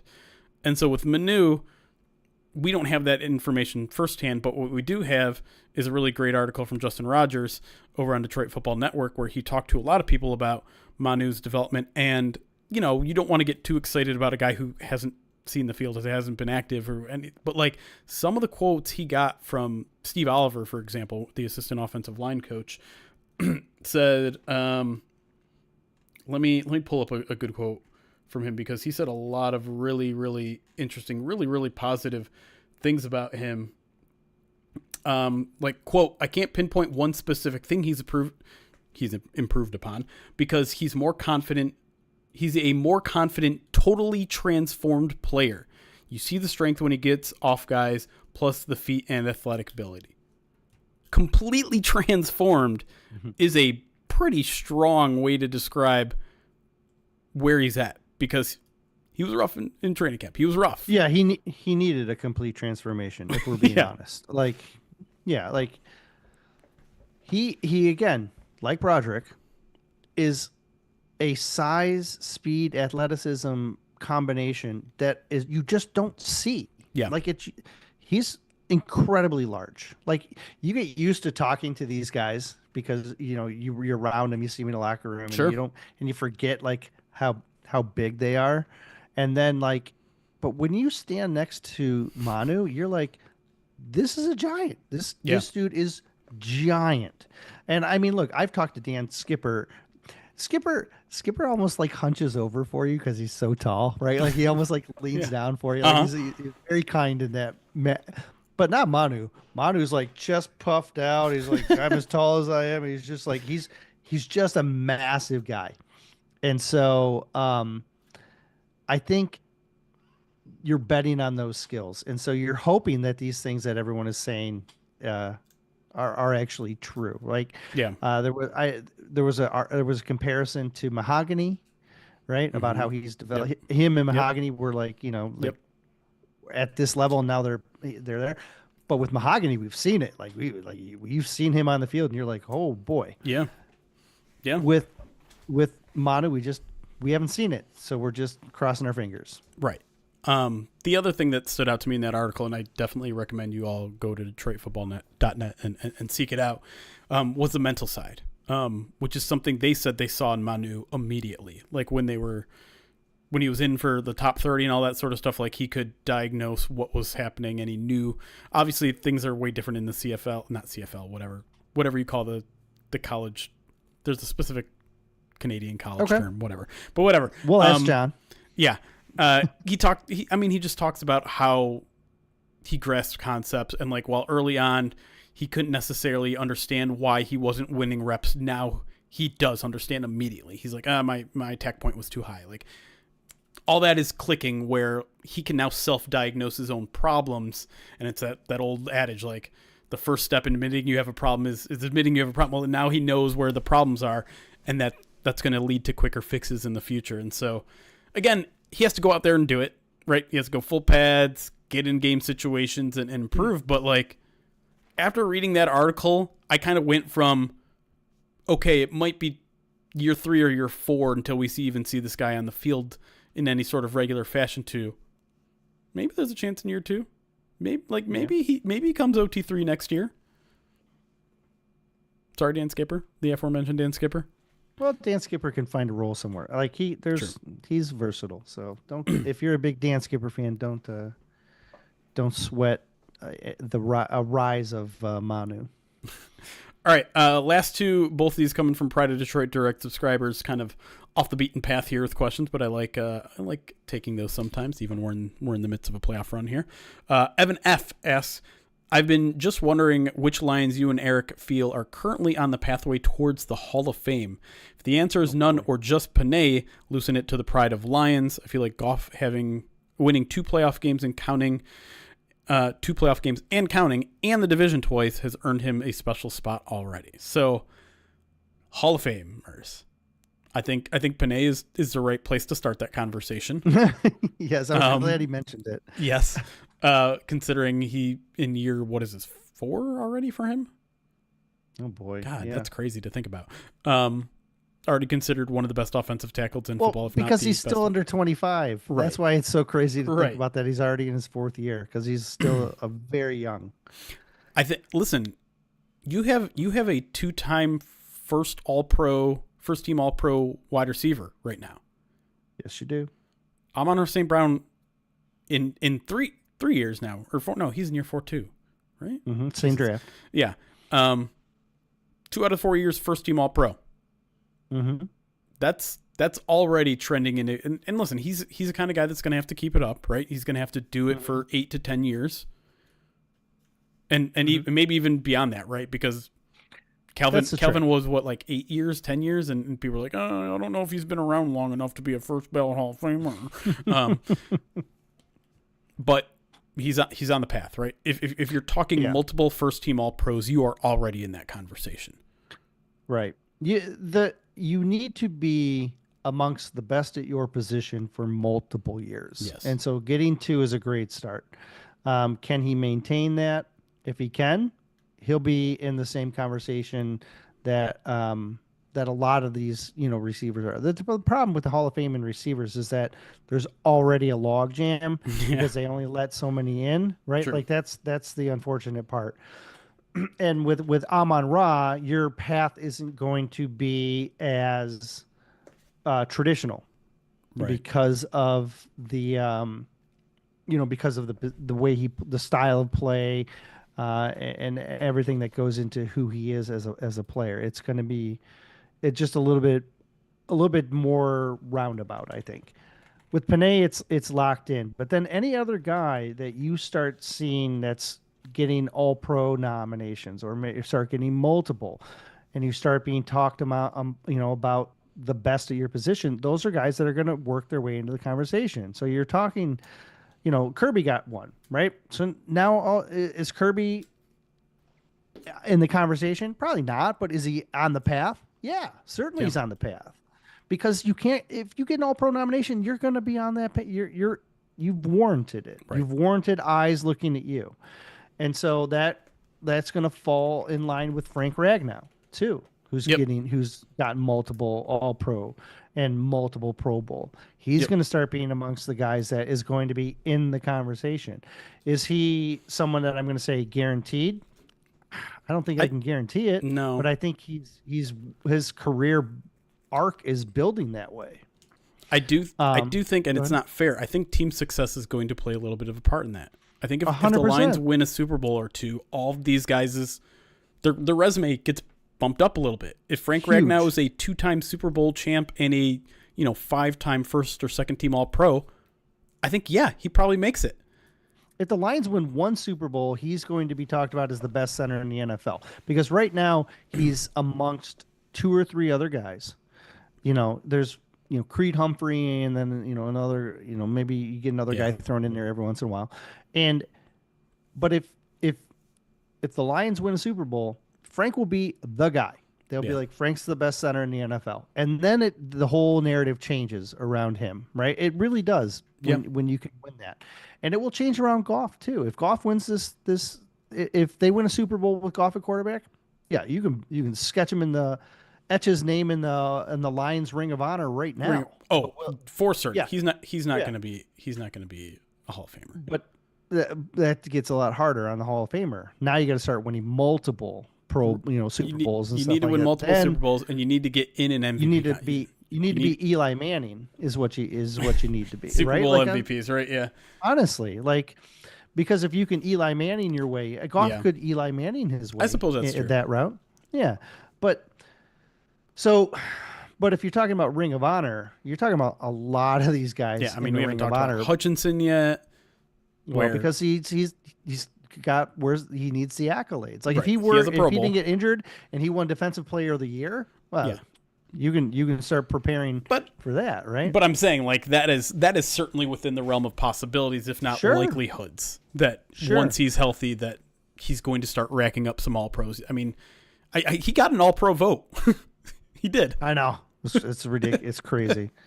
But that's how good of a year he was headed towards. So if you're talking about guys we know that we can confidently say are headed to on the path towards the Hall of Fame, it's Panay. Mm-hmm. Beyond that, you've got a half dozen other guys that have the potential, but have work to do. And those same 6 guys, and maybe a couple more, are all Ring of Honor candidates as well, with a little, with less of a resume really under their belt. Really quick to bring it back to Amon-Ra St. Brown, Yes. Who is the one player that everyone from the beginning has compared him to? Hines Ward. Hines Ward. Yeah. Hines Ward is not in the Hall of Fame. Right. And he should be. And he should. He should be. He should. But there's the logjam in front of him. You've got you've got all these other guys that are like, just slowly working their way in, and you're almost they're putting 2 in a year in some of them, right? And Hines is just going to sit there but I think Hines should be in there. Hines changed the game. That's the thing. If you've got Super Bowls and you change the game and you change the way the position's played, you deserve to be in that honor. And Hines did that. So I think Hines should be there at some point. And just but to show you the logjam and to show you what kind of resume it takes at wide receiver, he's a 2-time Super Bowl champ. He's a Super Bowl MVP.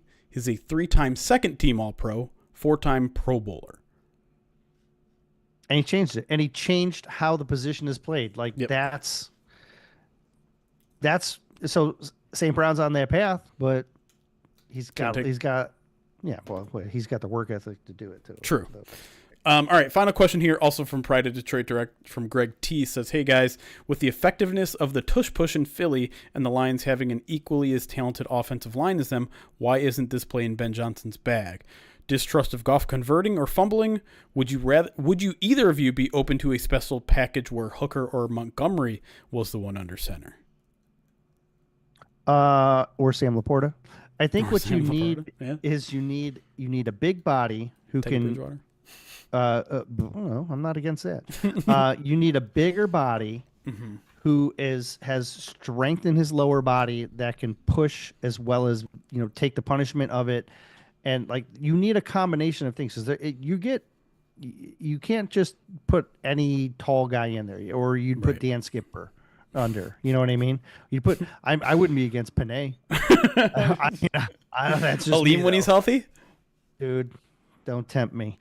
But like, that's why you see teams using tight ends to do it, because you need these bigger guys who have lower body push. I don't think Goff quite has the lower body to push, right? Like he has the height, but you need to be able to generate a little bit of power with your legs, and Goff's a little lanky for that. Like I think okay, if they're in 4th and inches and you don't cover up both A gaps, I want Goff QB sneaking into that A gap, right? Like that's there. But as far as the push, the way that Philly does it, you've got to have somebody bigger and more powerful in their legs. Yeah, I'm with you. And I don't know, there is part of me that's like, I get why it's so appealing because Philly does it and it's automatic. Buffalo does it and it feels like it's automatic. But again, those are 2 big, strong quarterbacks. With big, strong offensive lines who even cheat a little bit. I don't know if you watch how they do it, but it's very unique. Yeah. They line up like in the neutral zone because the center doesn't keep the ball in front of him. The center puts the ball underneath him, so he gets his whole he's already. In and off. He's already offsides. But they don't call it. But whatever. I mean, that's just part of the design. But the important part to me for both those guys is they're regularly taking snaps. If you're putting Sam Laporta back there, if you're putting Dave Montgomery, if you're putting Panay back there, you're increasing your risk of fumbling on a critical down. Yeah. And look, the Lions don't need to. That's the thing. And you've seen other teams try it and it doesn't work as well because they don't have the offensive line that Philly has. Right. But like I would be interested in it, but not necessarily with Goff. But then again, like if you do try it with like a Laporta, it opens you up to different types of trick plays. Like you line Laporta up and then you snap through Laporta's legs to Goff, who's sitting there, and then you throw it. Like there's things that you can do. I just don't think they need it. They have a very effective play that they run on 4th down called their offense, and it seems to work very well. Right. All right. We'll have plenty of time to talk more tush push next week when it's Lions Eagles in the NFC Championship game. But until then, we're going to close up the midweek mailbag here. Thank you all for listening. We will have more podcast offerings this week. I believe the what are we calling it? The Purview podcast will be out there if you're a Pride of Detroit Direct subscriber. First Bite will also be available via newsletter. We'll do the Madden Sim maybe Saturday morning, I guess. Maybe Friday night. Ooh. I don't know. We'll see. But either way, plenty of offerings. Make sure you're subscribed. Make sure you give a review. We haven't gotten reviews in a while. Go check that out. And subscribe to us on YouTube and Twitch if you ever want to catch us live or if you just want to see our beautiful faces. But until next time, I'm Jeremy. That's Erik. I don't know what direction he's at. But either way, appreciate y'all. It's Chaos. Be kind. Recording stopped. All right. I got couple minutes here to hang around, but not too long. Who is the chat? Who is the team that uses the tight end for that? Is it Buffalo? No, it can't. Not Buffalo. I don't know. I'm blanking. There's one team that does it with the tush push with their tight end, and I'm blanking on who it is. Packers? Is it the what- Packers? I thought. Tucker Yeah, Kraft? the Packers do it. Yeah, but I thought there was another one. I might be mistaken. Chiefs? I don't think the Chiefs do it. Noah Gray? Oh, okay, cool.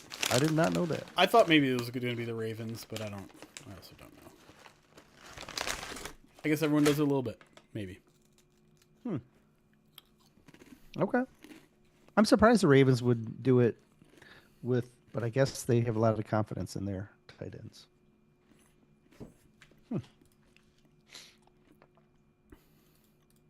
Commanders? I don't think they would need to. They've got the most prolific Ertz? Lions tight end of all time. Do you know there's so many like little stories this week, right? Like I completely forgot that Anthony Lynn was their run game coordinator. Yeah, someone said that name I think while I was in the media room the other day. I'm like, oh my God, he's there? Yeah, because I forgot. I wrote up when I wrote the spread. I wrote like the Ben Johnson thing. Oh, right. That's where I And read then- all this again. And yeah, the Ben Johnson thing, the David Blau, the Mark Brunell. Mark Brunell was the quarterback, right? And then Anthony Pittman, like, and then When you included Anthony Pittman, I'm like, all right, you're reaching a little bit. no way. Yes, He was literally on their team this year. This year he was on their team. he's going to be the mole that gives all their secrets up. He knows them because Should I I talk to him just this talked. week? I just talked to him. Like you can talk to him About too, the but Commanders? like, no. Well, I talked to him. Okay, so when I talked to him, I said, welcome back, and he was like, yeah, I'm so happy, and blah blah blah, and he was like, I had to test the waters to see if I could get an opportunity to learn on defense, and I was like, oh, well, what was that like? And he was like, oh, I had to learn in this, like he went in there trying to earn a linebacker role. So like he's going to know their defensive scheme. Like if you want a mole, they've got one. They've got the maybe guy. I'll saddle up to him tonight and just be like, hey, you gonna be the secret Yes. teller this week or what? Yes, dude, because he's such a good guy too. Yeah. Like, he's local kid. nicest I mean, dude. he's friendly. He's super nice. He'll talk. I mean, he'll talk to you the whole time. yeah. Like he's. I don't know. I've talked to him enough that like I feel pretty. Like he knows. Like I'll see him and he'll be like, hey, Erik, come here. Call me over something. Like he's a super super nice guy.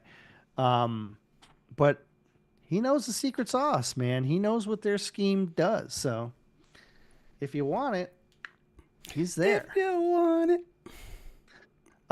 There were some other guys too. There were some other like crossovers beyond those guys. Well, Lance Newmark. Yeah. Daryl Tapp is Daryl their defensive line coach. I did see that too. I forgot about that. Yeah. Ask if he wants to play some defensive tackle still. You can have. I remember Daryl Tapp when he was at Vatek. Like, oh man, I was a big Daryl Tapp fan back in the day. You old He was man. good. He used to be really good. But I thought there was more too. I'm sure there is. Maybe I'm wrong, but let me get to some alerts real quick here. Dirty Gert, thank you for the 6 months. Throwing a bunch of Ninja Lions in the chat, and a Go Loins in there as well. Anything and anywhere. Thank you for the follow. Damian Smith, £5 super chat, says, if every Lions player comes back healthy and people like Manu continue to develop, what do you think Detroit's biggest free agency and draft needs are? Every Lions. You're drafting for the future. Mm-hmm. So you're talking interior, offensive, and defensive lines. You're talking potentially bigger outside, and edge.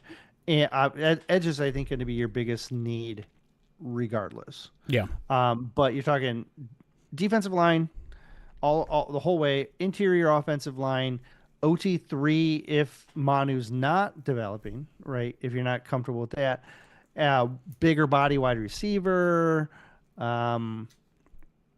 Maybe safety if you're worried about, if you want that iffy presence and you're not going to get him back. And maybe if you're worried about only being able to sign one of Kirby or Branch, maybe you draft a safety. You might want another corner or a safety just so you can maybe run some more dime. Right. Again, that kind of iffy role. Like those are drafting. You're drafting for those types of things.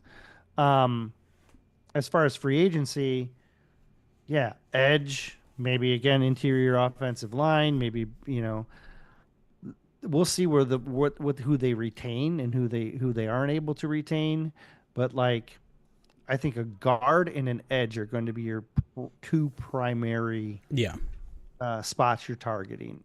Yeah, I think that's fair. You mentioned big-bodied wide receiver. I think that could be high in the list too.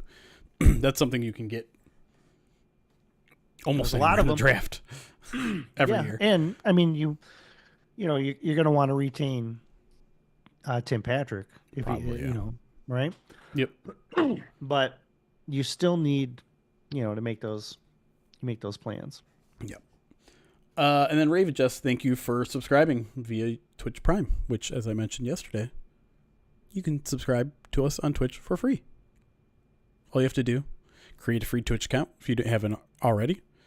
Link your Amazon Prime account, assuming you have a Prime account, or your mom's Amazon Prime account, assuming your mom doesn't have a Twitch account. You can, it's fine. Are you just assuming that that anybody's mom isn't like watching Twitch on a regular basis? That's why I said if. But that's the thing. If you're mooching off of someone else's Amazon Prime account, like half the world is, there you go. Like, chances are that person isn't using their Twitch Prime sub. So I'm saying link their account to your Twitch account. Yeah. Any old people that don't know what Twitch is, exactly, just steal it from them. Their Amazon account, link it to your Twitch account, and then sign up for us. I'm with you. I now understand where you're going with this. Yes. Because as I said yesterday, I'm currently not using my Twitch Prime. I don't know why. I should. You should use it to subscribe to this podcast. I can't. I'm already a tier 3 subscriber by being me. Sammy Boys just subscribes using their Twitch Prime. 24 months. That's 2 years. So let's go. No, Jamich. No, I'm not saying go grab daddy's wallet and use a credit card. No, that's very different. That's theft. What I was talking about was borrowing. Okay. I think it's about time I got to get out of here. Unless there's any business to attend to. I don't think there is. So I'll be back on stream, I guess, Saturday morning. When is the first game Saturday? 4? Would be 3:30 or something, like a 3:30, 8 o'clock type split. It's an 8 o'clock game, right? Yeah. I really would have preferred the Sunday 6 o'clock instead of 8 o'clock. No. Anyways, I'm okay with it being Saturday. Yeah, whatever. Okay. Well, they will. They'll get that extra day of rest going into the NFC Championship. So will we. That's true. So yeah, I'll be live then. I've been told the Purview podcast, whatever it's called, is also happening. I don't know what day, but I believe we're aiming for Friday for the newsletter drop. So if you're looking for first bite and all that, I saw Ryan jump in the chat and say that we have our guest booked, which I'm excited about. He's a big guest that I'm going to say most of you have heard of. He does a YouTube series that's pretty popular. He's interviewed a couple Lions players. Tampask? No. Oh. And I'm just going to drop a whole bunch of hits. He played for the Commanders back in the day. So figure it out there. But anyways, yeah, that'll drop Friday. Kirk Cousins. Not Kirk Cousins. Yep, that's all I got. Thanks for watching, everybody. Rate, subscribe, YouTube, Twitch.